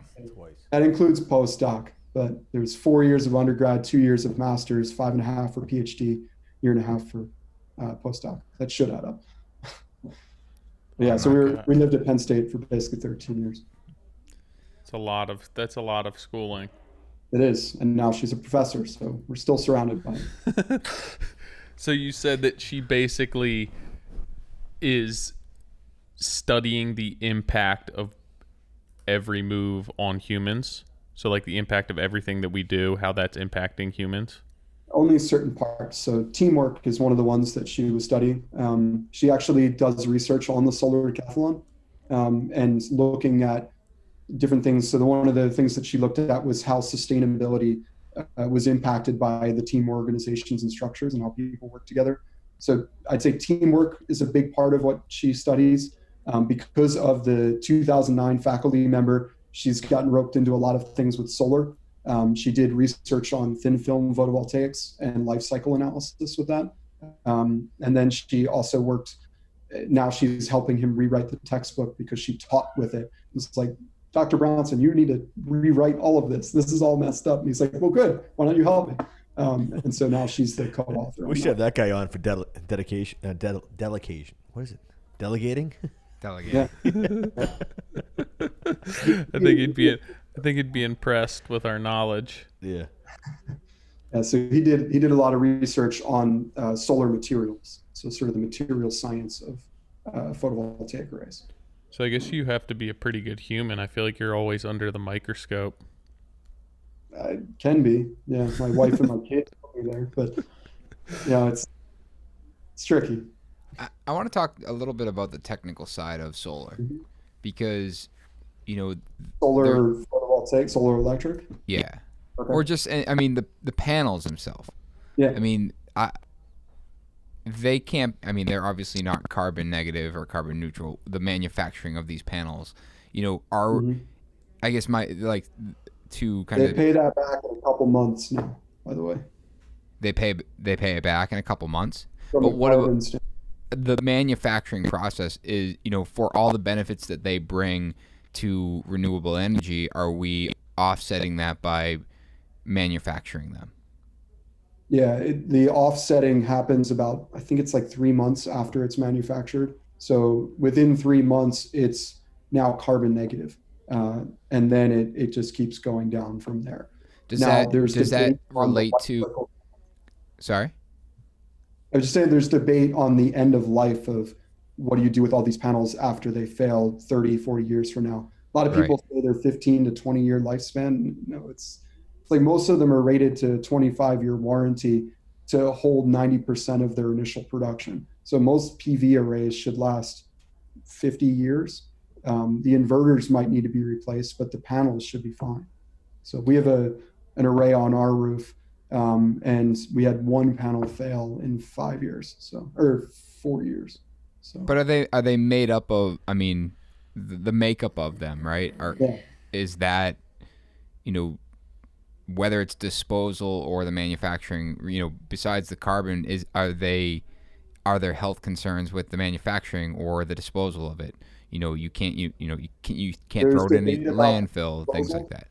There's debate about the disposal side of them, but for the most part, they basically have no impact on health. Up on the roof, the cells are concealed in glass. The cells are silicon. You can hold it, play with it. It's not, there's nothing. It's not mercury. Right. Yeah, it's not mercury. There are some toxic parts of the manufacturing process. I don't know enough to speak on that. Sure. But there's some that are less toxic than others. The waste side of it, the part of the research my wife was doing back in her master's was on the recyclability of thin film photovoltaics, because they were more recyclable than silicon. So there's debate on that, but ultimately it's nothing when you look at coal or methane. So natural gas. So it's not the carbon that is like it's not an apples to apples thing. Sure.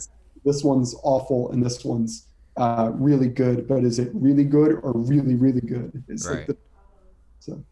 So the last question I had, or the last point I want to talk about, was I think one of the biggest materials that we use in construction is also related to one of the biggest carbon impacts is concrete.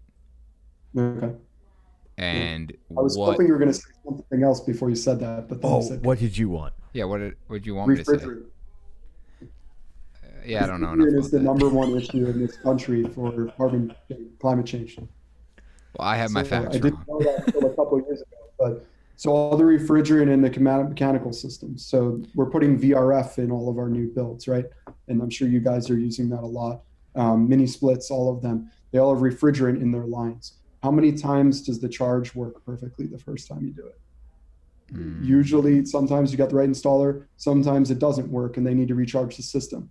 The off-gassing of that one time of recharging it is about 5 years of operational carbon emissions. Just the one recharge. Usually there's about a 10% leakage in refrigerant, and those are leaking out into the homes and then up into the atmosphere. So the refrigerant carbon emissions almost outweighs, it definitely outweighs the carbon emissions from a passive house energy usage. So refrigerant is way bigger than all of these other things. And it's mostly has to do with management. And so on this big project that we were talking about, we're working with actually the same mechanical designer Matt Reisinger uses, Positive Energy. They're really in tune with the carbon emission side of things. But we're trying to condense all of the refrigerant to one small area with condenser outside, condenser inside, and then run water lines throughout the entire buildings, distribute it with hydronic instead of refrigerant lines running everywhere, so that the refrigerant usage and potential leakage is way smaller. So that, all right. Anyway, so that's a whole other can of worms. We can get back to concrete now. No, I mean, to continue on that for a second, I mean, that's, knowing that someone like Positive Energy, who has a good handle on the carbon side of it, they're still using it. And that was going to be my question, is like, what is our alternative? And it sounds like the alternative is open the windows. We still need to use it, but the way we can help combat the leakage is reduce, basically the length it travels. Yeah, and unfortunately, a lot of it has to do with education of installation as well. Mm-hmm. So we use flare fittings, right, to install most of them. Are those perfectly sealed? Usually not perfect. Mm-hmm. So the refrigerant line should be probably treated more like plumbing, where it needs to be tested and perfect. It's not done that way right now. So from my understanding, it has a lot more to do with management of the installation and also the planning of where it's installed. So I didn't know about this until I heard about it maybe 5 years ago, but I didn't really understand it until about a year ago at the Passive House Conference in DC last year. And so there was a presentation on it then, and I was just like, oh my God, I've been screwing things up. I've been specifying VRF systems for all my projects, thinking I'm doing a great job. And that happens about every year, where my mind's blown, where everything I thought I knew is flipped upside down, and I need to reevaluate what I'm doing. That's what we do every podcast. We all hang up and we all question everything we're doing. My mind's racing on the time Nick put in a new condensate line, and it leaked, and you couldn't find the leak. Oh my Remember? God! I was thinking of the same job. We charged that line to, it was like 800 psi. We couldn't find the leak, so we just ended up. That's what my head was, and then on the other side, I was like, geothermal seems like a good option, but I'm like, how much of the carbon footprint do I have in installing those wells? So real quick, I want to talk technical terms here. All right, let's get it out. I dare you to. Geothermal is technically the incorrect term. It's ground source heat pump. Okay. So geothermal is the normal nomenclature for it's taken over the whole industry by storm. Everybody says it's geothermal. It was never quite true to begin with. So geothermal is really taking like the heat, hot lava or hot springs. And so you hear of a geothermal electricity production. That's true geothermal, where you're taking heat from the ground, like super hot stuff. It's morphed into, let's call it a geothermal heat pump, because that's what everybody across the industry says. The technical term is a ground source heat pump. So there's air source heat pump, where you're exchanging heat from inside to outside, the air. And then there's ground source heat pump, exchanging heat from inside to the ground. So anyway, ground source heat pump. But that doesn't eliminate refrigerant, does it? It does not. So there's still refrigerant there. So that problem's not solved. VRF has come so far that it's approaching the efficiency of a ground source heat pump. It's not there yet. We may go with ground source for this project that I talked about earlier, mostly two reasons. One, we can hide all the outside equipment and put it inside the mechanical room. So that's a biggie. The other biggie is the federal tax rebate. Currently at 26%, I think it goes down to 21 or 22% by 2021, which is probably when this project will be complete. So that is applied to the entire mechanical system. And because the rest of the mechanical system is like $200,000, it more than pays for itself for that upgrade. Mm-hmm. On a normal build, that would not be the case at all. So my normal affordable housing in a cost-efficient mechanical system would probably be an ERV with its own ducting system, and then one or two mini splits in the house, and that's it. And so the ventilation system, I typically specify Zender ERVs. They're pretty much the most efficient out there. Only the best. What's that? Just Recommend the best. Yeah, well, so there Minotaur is another one that does some interesting things. There's CERV. There's a bunch of different really fascinating ERVs out there that do different things. Some of them work through heat pump technology, but Zender is a pretty common one. Typically, I believe it uses about 40 watts continuously to run the equipment, and it's got really good filtration. So you could almost use that as its own filtration system for the project. In the Northeast, where we all are, dehumidification is still an issue, but it's not as much of an issue. So Positive Energy, for example, our mechanical designer, they're in Austin, Texas. Their dehumidification is so much more important. So they're always doing a dedicated dehumidification system for their projects too. In this big project we have, dehumidification is still going to be installed big time. But for our inexpensive mechanical system, we're usually talking 1 or 2 wall-mounted units with either an inexpensive ERV that's ducted by itself, or a Zender. So you get the Zender installed, maybe $8-10 grand. The mini splits installed, maybe with 1 head or 2 heads, you could probably do the whole mechanical system for 15 grand, not including domestic hot water. 15 grand versus the 200,000 I just mentioned for our other project. So it's possible. And so that's only possible when you spend the other money on the envelope, the thing that's going to last several hundred years theoretically. Right.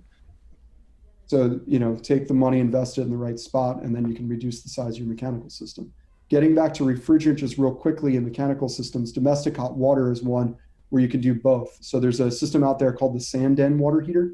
It uses a CO2 refrigerant cycle. So it's embodied carbon in that refrigerant is 1. It's carbon dioxide that's used in that. Carbon dioxide as a refrigerant doesn't work quite as well for heating and cooling, but it works really well for domestic hot water.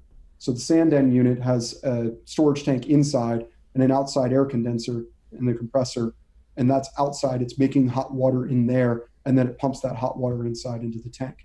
Yes, it is more expensive. It's like $3,000 for the system, not installed. So it is higher upfront costs. From a carbon standpoint, it's huge. And also it's pulling the heat out of the outside air instead of in the inside air. If I was down in the south, I would definitely want to pull it out of the inside because they're cooling dominated. Where we are, we're heating dominated. So, right now I've got a heat pump water heater in the basement. It's a Rheem Prestige, and it's making our basement like a refrigerator down there because it's constantly pulling the heat out of it and putting it in our water tank. So you got to replace that heat. So the 2 or the 3.6 EF factor on that, the efficiency factor, isn't really a 3.6 because I've got to replace that heat with something else. So with the sand, this is where it gets so, I know we're geeking out for a second with the technical side, but it's like this is where I feel like this is why so many people get lost, and they're like, I'm just going to build the code. And not to discredit what you're saying, I'm just like, this is where there's so much information in it where it's like, oh, I put a ground source heat water heater in, I'm doing the right thing, and then it's like, well, my basement's cold now, so now I got to produce heat, so now the EF rating is now changes. So and that's where I make all those decisions so that you guys don't have to, and right. I tell you what to install, and I hope to educate all along the way. I really prefer to educate the person that I'm working with so that they get it and that they're with me on it. And ideally the client too. That doesn't always happen. And it depends on the client. Sometimes the client really wants to know how it all works. And then sometimes they're just like, what should we install? Right. Most of the time, we're not recommending the Sanden water heater as the first option. Ideally, I'd like to. Sure. But a lot of times it's sort of just install a heat pump water heater. It's way better than the standard electric or gas. We try to do gas-free, try to do all electricity for our projects.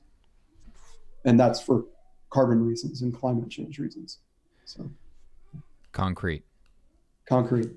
Yeah. What's going on with concrete? So concrete's huge. There's some really good studies that are done. Holzrum, the prefabrication company that we're talking to on this one project, just did a great presentation. Actually, the presentation before that refrigerant presentation that I saw at the Passive House conference. But they've done a great presentation. I believe you can view it online now through the YouTube, the Passive House YouTube website. So they get into a lot of detail on that. But it's significant. And so it's hard to avoid concrete. It's hard to economically avoid concrete. My understanding is that the best way, a lot of these companies are combating it by reducing the amount of concrete. Yeah. So like I've chatted with Superior Walls. They do the prefabricated foundation panels. Right. And I forget that they have rating percent less concrete. Right. And but then the question becomes, well, they're using foam to form it, and they are using less concrete. And they're using extruded polystyrene as their first layer, which has a much higher global warming potential because of the blowing agent used. So, right. Yeah. And there's limitations on what you can do with their product. Yes. Yeah. We're looking into prefabricated foundation systems for this upcoming project too. The other one I talked to that's very similar to Superior Wall, was a spinoff of that, was Ideal Building Systems. And they basically make it the same way, but they've worked with, you guys heard of Build Smart? It's a prefabricated passive house wall system that you can put together. But they've worked with them on some of their foundation details. So that's how I found out about them and reached out to them. But they're a lot more custom, and you can use all EPS, which is not carbon negative, but it's not that bad compared to XPS or spray foam, using that under slabs. So that's usually, EPS is usually the one I'm recommending. Mineral wool, rock wool is another one I'm recommending. It's about the same from a carbon standpoint as EPS, at least in the same ballpark. The one that I'm excited about that is still more expensive and less common is foam glass. And so it's a recycled glass that's heated and expanded with air bubbles injected into it. So 475 Building Supply is based out of Brooklyn. They sell a lot of passive house-like products. So they have a product called Glavel, which is basically a foam glass. It looks like volcanic rock. They're like this big. And instead of putting insulation on your slab, you put this down instead of your sub base. So forget the 2B stone. You just put the Glavel down, and no insulation because it's insulative as well. And then you pour directly on top of the vapor barrier on top of that. Nick, we talked about this like a year ago. Sub-base, all in one product. I remember, didn't we see it somewhere? I knew, so this guy I know that used to make, this is going back to like 2000s. He created this, we used to do deep energy retrofits, and you used to put like 2 layers of polyiso on the outside, then your drainage plane, then your strapping. He made this foam that was, okay, maybe it's, EPS, where it's basically like coffee cups. He made this foam where it went from basically bottom of your rafter all the way to your base sill. So instead of going foam and layering it horizontally and stacking your joints and all that, he made these extruded panels that went top to bottom, and he embedded basically LVL studs in them. So it was thermally broken, deep energy retrofit that went from your roof line all the way to your top of foundation. And he then created that system. We did it on, Kevin O'Connor was the host, and it was like, not This Old House, it was New House, whatever it was. But he then left that company and then created this, and he was the one who posted on LinkedIn. He was like, backfill your foundation footing with this stuff, create an R value, and then pour your slab on top of it. Because you were doing your dad's house, and I was like, this would be the option right here. It's Travis Ogilvy is the guy who is repping it. I remember that. There's a couple different products out there like that. There's SIPs that you can do below grade. You can do wood foundation. I've been on one project of that. It was kind of wild, but there's different panels out there that are EPS based that have steel embedded into them that you could use below your subfloor, and then just put, say, your Vantex subfloor right down on top of that. Sorry, I keep throwing up product names. I don't know if I'm not supposed to. No, you're fine. We'll get sponsors later. Same system for the wall. So just recently, I've been really interested in removing the concrete from the slab underneath your foundation. You don't need it. It's not really doing anything except increasing your carbon footprint and putting a lot of moisture into your build. It takes about 3 to 4 years for all the moisture to get out of that concrete slab that you're putting down. Unless your concrete slab is your finished floor, there's not a lot of reasons to do it. You could level your sub base instead, put insulation down, and then either sleepers and Advantech or 2 layers of Advantech staggered and screwed. You hear Jake Bruton and Steve Basic and a couple other people talking about this lately. But that's our plan as well, is to just remove the slab. We haven't figured exactly how to do the foundation walls yet. So you're talking about like a dust slab or a rat slab inside of your foundation walls? Our entire foundation, we might not do concrete. We might do concrete because the client really likes the finished floor of the concrete. So is it not even a rat slab? You're talking about the slab that sometimes is used structurally to. Yeah, that's what I was gonna say. You know, most of the footer itself is enough structure to withstand the walls. The slab isn't always needed to reinforce it. Of course, it depends on what structural engineer you talk to. Mm-hmm. Like Superior, you're required to put the slab in before you backfill. Right. Yes and no. You can also pin it to a footer and bury the footer below, so the earth is holding the footer in place. We just talked to them about this like 2 years ago. Yeah, but their bread and butter is to put down crushed stone and then put up their system quick and dirty, and then you have to pour your slab, put your first floor in, and then backfill. Exactly. So there are challenges. There was just a building science group discussion through. There's a main building science passive house division, and now with COVID, everybody's doing it virtually. So there's a lot more people going, and I've been listening in on those. The last one was about concreteless slab on grade, and instead of just the basement slab, but the slab on grade having no concrete in it.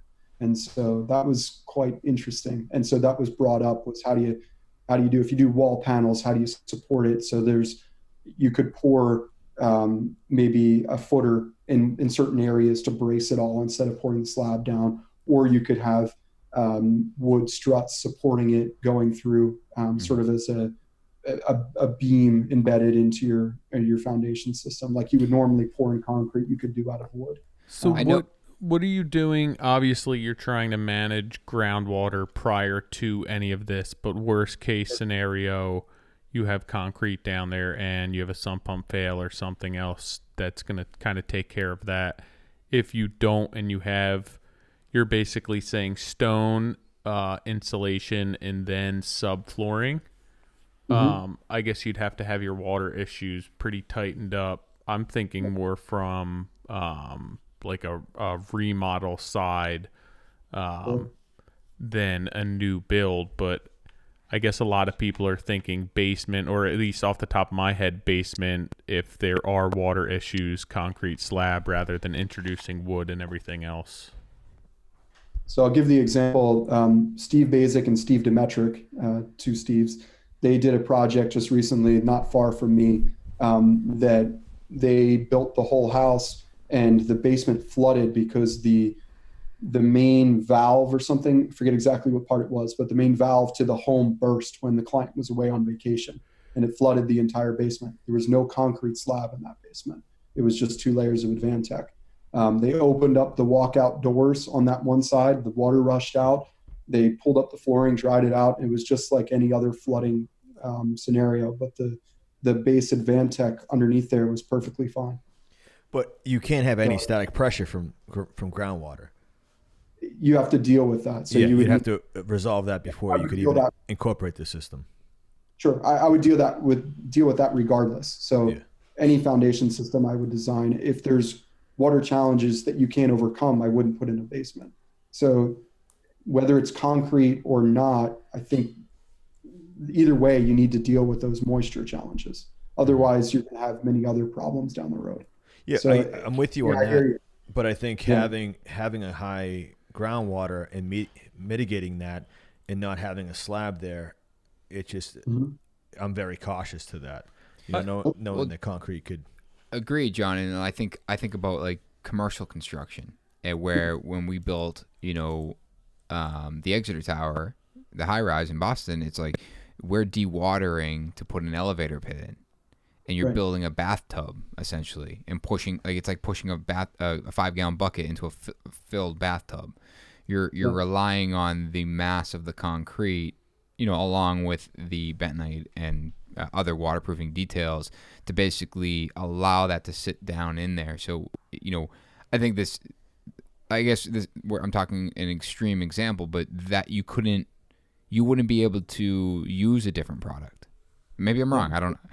I mean, there are other products out there. So we haven't talked about things like hempcrete or admixtures that would reduce the. Hold on. You could put a lot more. What's that? Hempcrete? Yeah. Hempcrete, yeah. They're taking hemp and basically mixing it with like a Portland cement type product. Who's doing I don't this? believe they're using hempcrete. a bunch of people around. There's called hempcrete. There's a lot. It sounds far. Search on Instagram on it. There's quite a few people marketing it. I've not used it yet. I'm intrigued. From my understanding is you can treat it like placing concrete, but it's a lot more placing than pouring, if you will. And you push it all together in molds and you can create walls out of it, or you can buy blocks and treat it like a CMU. That's what I was going to say is that project that we're talking about being more carbon neutral with, she's looking into the blocks, and I forget the manufacturer, but it's basically, I think it's carbon neutral, the block, and building the foundation out of that, rather than using concrete. Yeah. So the product I was talking about under the slab of the replacing the sub base, Glavel, they make that in sheets too. So I guess theoretically you could start using that as structural walls. It's just probably ungodly expensive at the moment to try to do that. I still haven't seen a sheet product or know where to buy it. But I know the sub base that you can buy, and it's almost economically equivalent when you consider replacing everything under your slab with just that, and it's replacing all of your materials. It's almost, it can sort of make sense economically. I think it's just a little bit more, but that's not carbon negative. That's just carbon neutral. Sure. There's a little bit of energy that went into foaming up the glass, but for the most part, it's recycled glass. You're taking a waste stream. But yeah, hempcrete is one that I'm fascinated by.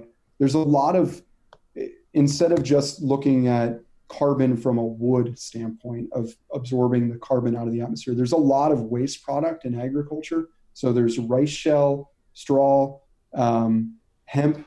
There's a lot of different plants out there that grow way faster than wood does, and a lot that's waste product for agriculture that could theoretically be converted into insulations.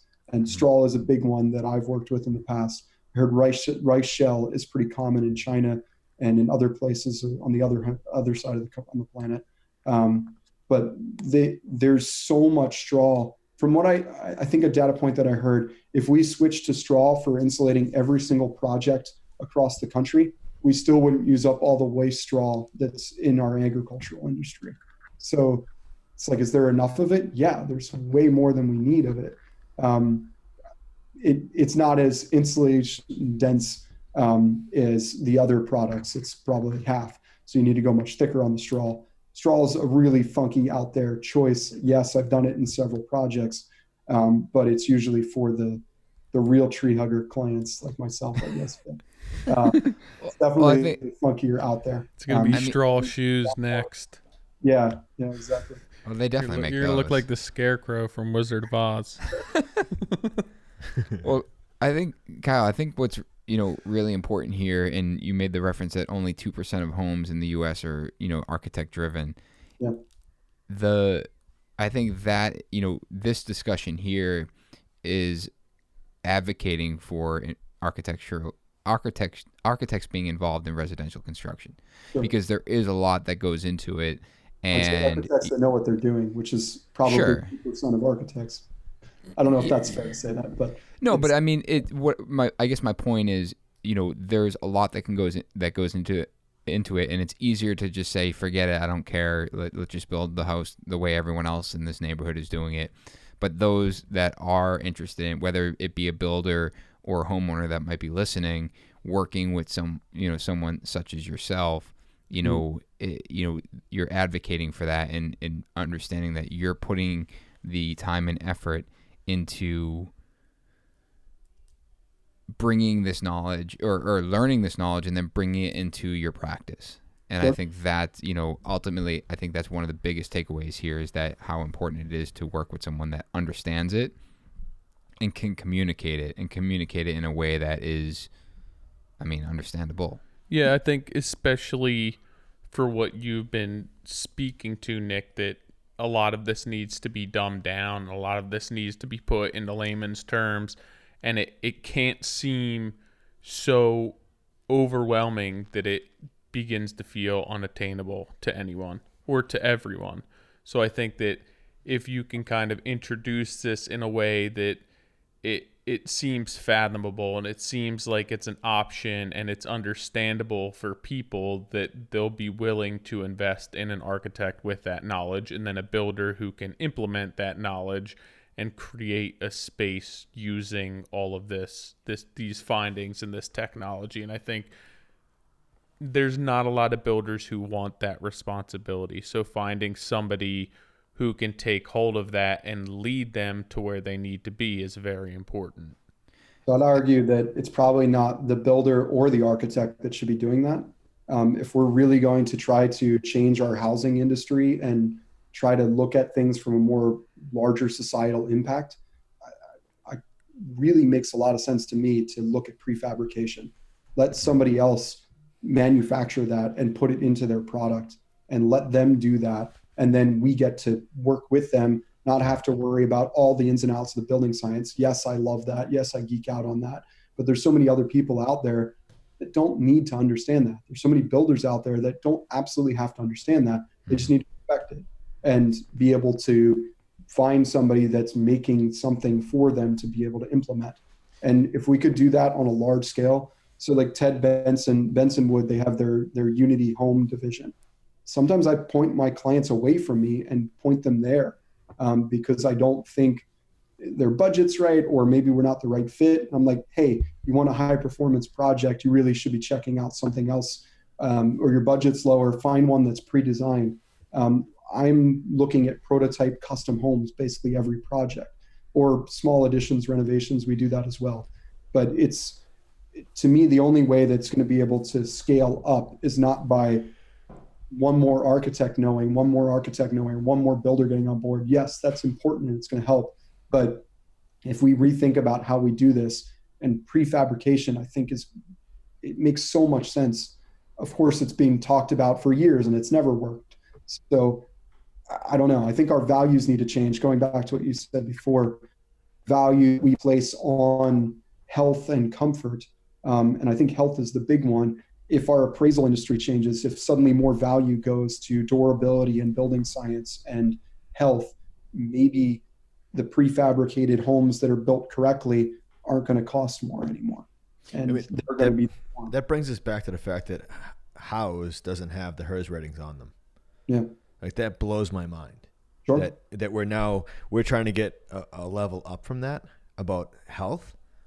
Just if you had my house compared to the other guy building on my street, sure.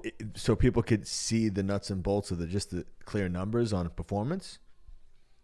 And it's, I don't know. Yeah. One thing that might make it feel a little better. So the latest version of the code compared to Passive House, there's only about a 17% difference in energy efficiency. So Passive House used to be way above because code was not very good. The latest codes that pretty much hasn't been adopted anywhere, let's be honest, that is not that far off from an efficiency standpoint to Passive House. Passive House goes way beyond in terms of comfort and durability, and really looking at moisture levels in homes. I think that's super important. You can build something that's energy efficient that's going to fail in 15 years if you don't manage everything appropriately. So to me, code is starting to become energy efficient as well. Passive House is taking it to another level in terms of comfort and durability and long-term attainability. They're going to eventually get towards carbon emissions as well. That's what Katrin Klingenberg, the director, said, is what they're planning on doing in their next iteration of Passive House, is start bringing that into it. And so they started doing that in terms of they have a different certification called Site Zero, I believe it's something like that, that looks at your operational carbon emissions. And there's factors applied to whether you live in the US. They don't do it regionally, which carbon emissions are very different regionally, depending on whether you're mostly coal or methane, or my area is actually almost 100% renewable solar energy now, because we've got 3 large solar arrays in our neck of the woods. And so, but anyway, I think it's getting there. And what's cool is code is starting to get there too. We just aren't joining together as a nation to support one thing. We're still trying to fight it, combat it with lobbyists to not change and to be lazy. It's unfortunately true. But the opportunity exists. Absolutely. Kyle, really appreciate you hanging out for the evening with us tonight. It was fun. I know you want to do it in person. Your kids were well behaved. I think my wife, I set up a tent up in our bedroom for them, like a fort for them to go in as a surprise, partly just to get them farther away from my office. But they're up there, I think, watching a movie. My wife's working in bed. So fantastic. Well, for those who don't know where to find you, where can they do that? So at macht.architecture on Instagram or machtarchitecture.com. Oh, I definitely butchered it. I think I said Macht. That's fine. It's been butchered. So it's like imagine Macht 3 with a T at the end. Macht. Macht. Okay. German, the doer to make. Got it. I guess kind of. And will you work outside of Rhode Island, PA? So we've done projects as far south as the Cayman Islands, all the way up to Maine. There you go. And so most of our projects have been in the sort of the Philadelphia, Rhode Island, New Jersey, those areas. Small projects, we stay local, but the large projects that are the right fit, we'll travel for. Awesome. We really appreciate it, man. And Thanks, guys. We'll touch base soon. All right. Thanks for your time. Thank you, sir. Nice talking to you guys. Take care, man. Have a good night. This woman asked, hey guys, I love listening to your show. I'm getting ready to hire a contractor when things improve out there. And I'm thinking, what are your recommendations on how a homeowner should go about finding the best contractors? Where should they look? What questions should they ask when they're not experts? The whole reason why we're hiring someone, how do they evaluate the work? How do they have confidence that they're getting quality? It's fairly easy to find the really high-end guys, and you can easily get feedback from the architects on them. So I'm really referring to when you're going for a small job, you're looking for a kitchen reno or flooring, etc. Need your help. Thanks. I personally feel like contractors should have a relationship with past customers that, one, hop on a phone call, and then two, open their doors to walk a job. I think because so much of our work is our product and the relationship and the experience, we're a service industry, that there's no reason why if somebody wants a kitchen done, you shouldn't be able to make a phone call and say, hey, can one of my customers walk your kitchen? And if they don't know quality, find somebody who's had their kitchen done before, or a neighbor or a relative that can walk that with you. It's funny. I've gotten some questions where they don't want to be like aggressive, but they're like, I don't know if we're the right fit for budget, but I love your work. I just don't know what that actually costs. Yeah. So same thing, meaning, yeah, I would love to call Tyler and Nick to do my kitchen, but like, is that really? See, that's a hard one. Am I the right fit? Yeah, that's something that we were talking about internally just recently. It's like, what is the right way to say no? Or like, hey, sorry, we're not the right fit for you. Because you kind of have to close that conversation, and you can't just be like, we're too expensive for you. Like, based on what? I didn't tell you what my budget was. Yeah. That's super hard. And even if it's like, hey, our budget's $20,000 and we're looking to do our master bathroom over. It's like, we know we can't do that. And it's just navigating that no, you have to say no. You can't keep the conversation going. And usually in that scenario, it's, I'm having the conversation like, hey, I want to make best use of your time. I don't want to waste any of your time for, what we're doing for a master bathroom. We're over 100,000, for a master. But I think it's also key to be able to say, hey, not feel like it's bragging like that. It's just to say, hey, you're asking me if you're a right fit. That's what I usually get a lot of is, hey, are we even in the same wheelhouse ballpark? Yeah. And I'll say, hey, this kitchen is XYZ. Like, Right. what are you thinking? Like, our appliance package is 30 to 40K. Just for starting. Perimeters are 38,000. Yeah, and it's not bragging. It's just kind of based on history. I break it down in educational, meaning, hey, I'm not telling you we're not the right fit. I'm just breaking down the kitchens that you see on our posts are costing this value. Right. And if you think it's a good fit for you and you have that budget, then we should explore this more. Sure. Get a design going, that stuff. But if not, then, hey, there's a couple other guys that I know that will work in a similar capacity to give you a similar look. Right. But I think it's also important to note that, don't dance around that. Get right to that point, because often, anytime we've come right out and, hopped on the phone and just kind of combed through it and said, yeah, we're just this, it's not the right fit for us. We're too management heavy, or whatever the case may be. The immediate, every time it's like, hey, I really appreciate you being upfront and not wasting my time. Sure. And that's, and that's the goal. It's, regarding how to vet a contractor, I think Tyler's on point there. Having past clients, that they can talk to openly and possibly walk that job. But I think ideally walk the job, because absolutely any reference you get, even if you're looking for an employee or anybody, you're going to get the best. Yeah. I can't tell you how many times a week I get, hey, can I be a reference for you? But how about walk a job that's in progress. Ongoing? Yes. I freely will invite, unless there was like a nightmare client that we're just butting heads or something not going right, but stop by a job that we're currently in the middle of to see what our job site looks like.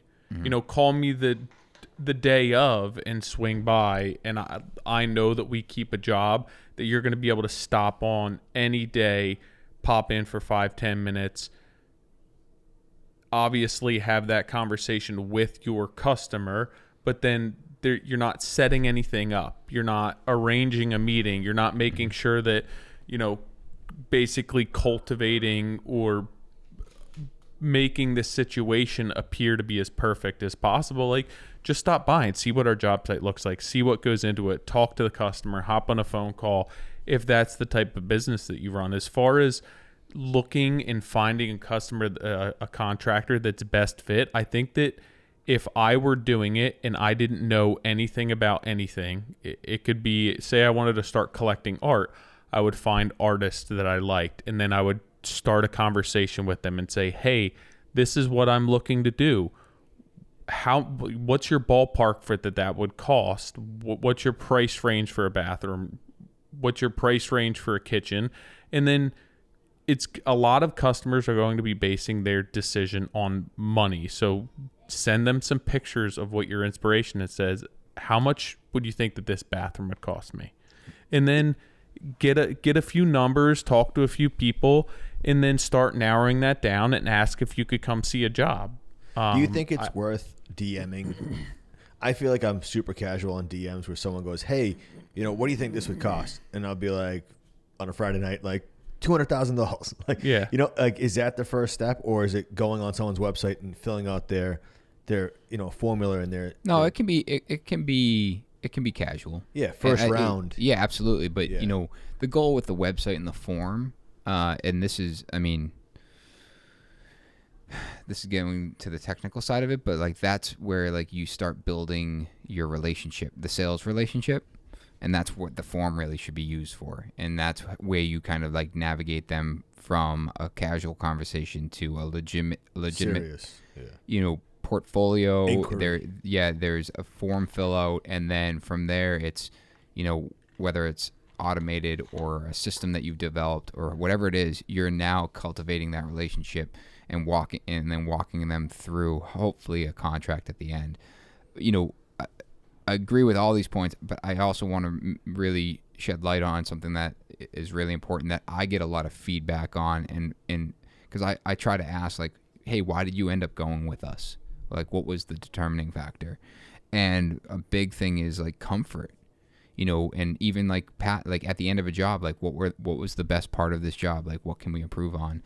And we, a lot of these projects are, months long.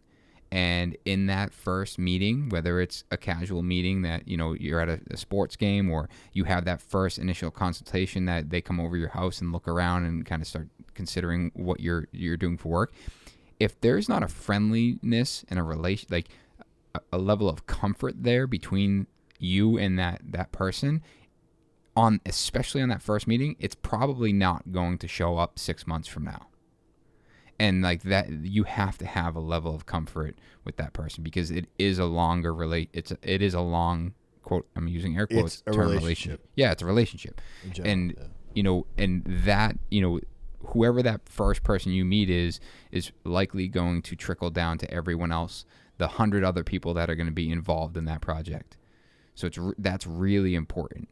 And I think a lot of people discredit that based on, you know, he was cheaper, and then they get into a whirlwind of shit because, you know, the guy was a dick, you know, but he was the cheapest, and I thought I could deal with it, only to find out, you know, his guys were bigger dicks. No, I agree. I think it's definitely kind of casting a wider net, and then, you know, narrowing that search down based on all of those things. But I think something that's very important in this entire process is that you have to be going to somebody with an idea of kind of what you want, because I don't think it doesn't necessarily need to be specifics, but do your homework before reaching out to a contractor. I think that you'll get a lot more traction than somebody who's just saying, hey, we want our bathroom done.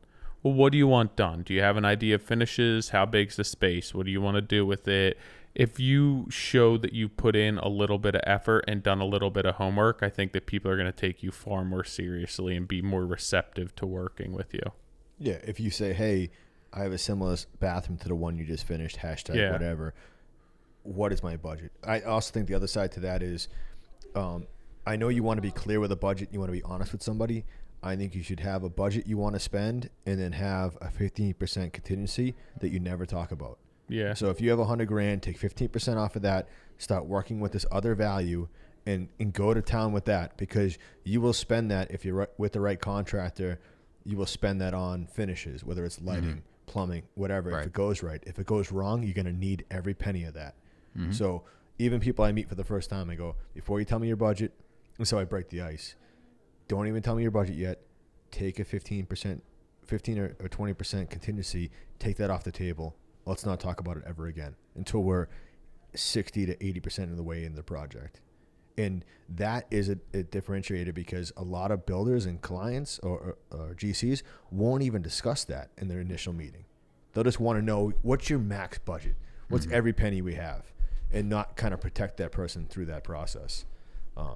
So that one's from Megan F. Hopefully that helped. That was a comment on a DM, sorry. And then was it Build Connolly? In the midst of this uncertainty and chaos, thanks for finding the energy to continue the podcast. I've been following along since the beginning. Well, thank you. And it's nice to have something every week to look forward to. I just finished Gary Katz's podcast. Been a fan of his for a long time, and it is awesome to hear his stories and thoughts. So that was Connolly Holmes, and that was just a nice comment. Yeah. Not a question. Review. Not a review. Just a nice comment. I was like, man, this is leading up to a great question. No, sorry. 5'11" and a half. People do DM us a lot, and I just wanted to kind of put it out there and create another avenue for people to get on the podcast or get some content out there. Appreciate it. Well, we got 2 reviews on iTunes. I'll go through them. It's like therapy for contractors. Sparrow Builders podcast is awesome. It's like therapy for contractors. He says it again, title and in the description. I really appreciate that you bring the same level of excellence from your craft to each episode. Please keep sharing the behind-the-scenes truths that go into not only building a company, but building relationships that those companies are built upon. And then we got Austin at New River. Having listened to the guys at the Modern Craftsman for some time, I have heard firsthand the progression of the quality and the content that this podcast entails. Thank you, new microphones. These guys are the real deal. The authentic passion that these three men share for the craft of constructing fine dwellings and the education and awareness it brings to our industry is awesome. Each of the personality types brings a nice chemistry and balance, but their open conversation represents a genuine dialogue from different vantage points, not just a seamless agreement on the topic at hand. This podcast brings those across this nation and beyond together on a common platform to reflect the quality and care we believe in and stand behind. Further, an industry outsider could listen in and hear the thought, care, expertise, passion, successes, and struggles for those of us who greatly care about this industry and have to pull off beautifully constructed homes with what appears to be have to pull off beautifully constructed homes with what appears to be fluidity and ease. Love the variety of guests and trade businesses that you represent. You're doing good work. Keep grinding, boys. I know it ain't easy. So legit. That was legit, yeah. So I appreciate it, guys. But I do, John. I like the adding the questions into the end. Someone commented, I think this week, was like, "Holy crap, you guys actually asked my question to Steve Basic." I'm like, holy crap, I had more than I thought I had in there, and I apologize that I didn't get to everyone. But yeah, guys, you know where to find us. And who's next week? You're so good at reminding me that. Well, I thought we were dialed in at the end of this. I know we were so dialed in, and of course I don't have that in front. Give me. So either way, you guys can DM us or hit us up on email at info@themoderncraftsman.org with questions for our next guest. Stephanie Culler. Well, that's actually who booked it, but it's actually Patterson Homes. So it's not Stephanie Culler. Stephanie that's actually she booked it, guys. Stephanie is listening to this and like, I should have put his name in. No, but we are talking to Patterson Homes. We met him out at IBS this year. I missed him. You did. Okay. Well, either way, I regret it. I'm like, what happened?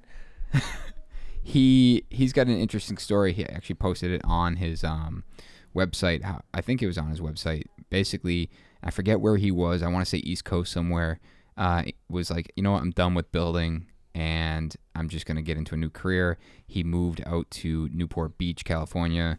I think he was some sort of opportunity to build another house. He took it and has now built this amazing company building absolutely gorgeous homes. If you're not following them, you're on a different planet. Patterson Custom Homes. We have a different planet. I'm gonna have to look them up. Dude, look, it's unbelievable work. Like I look at it all the time. It's incredible. And John, I don't know if I told you, we were standing there. I'm talking to him, and he goes, "Oh yeah, see that house that's up on that billboard for IBS? Yeah, that's mine." Yeah. And I'm like, "Oh, that's I saw what I want." I saw him at the Builders of Insta.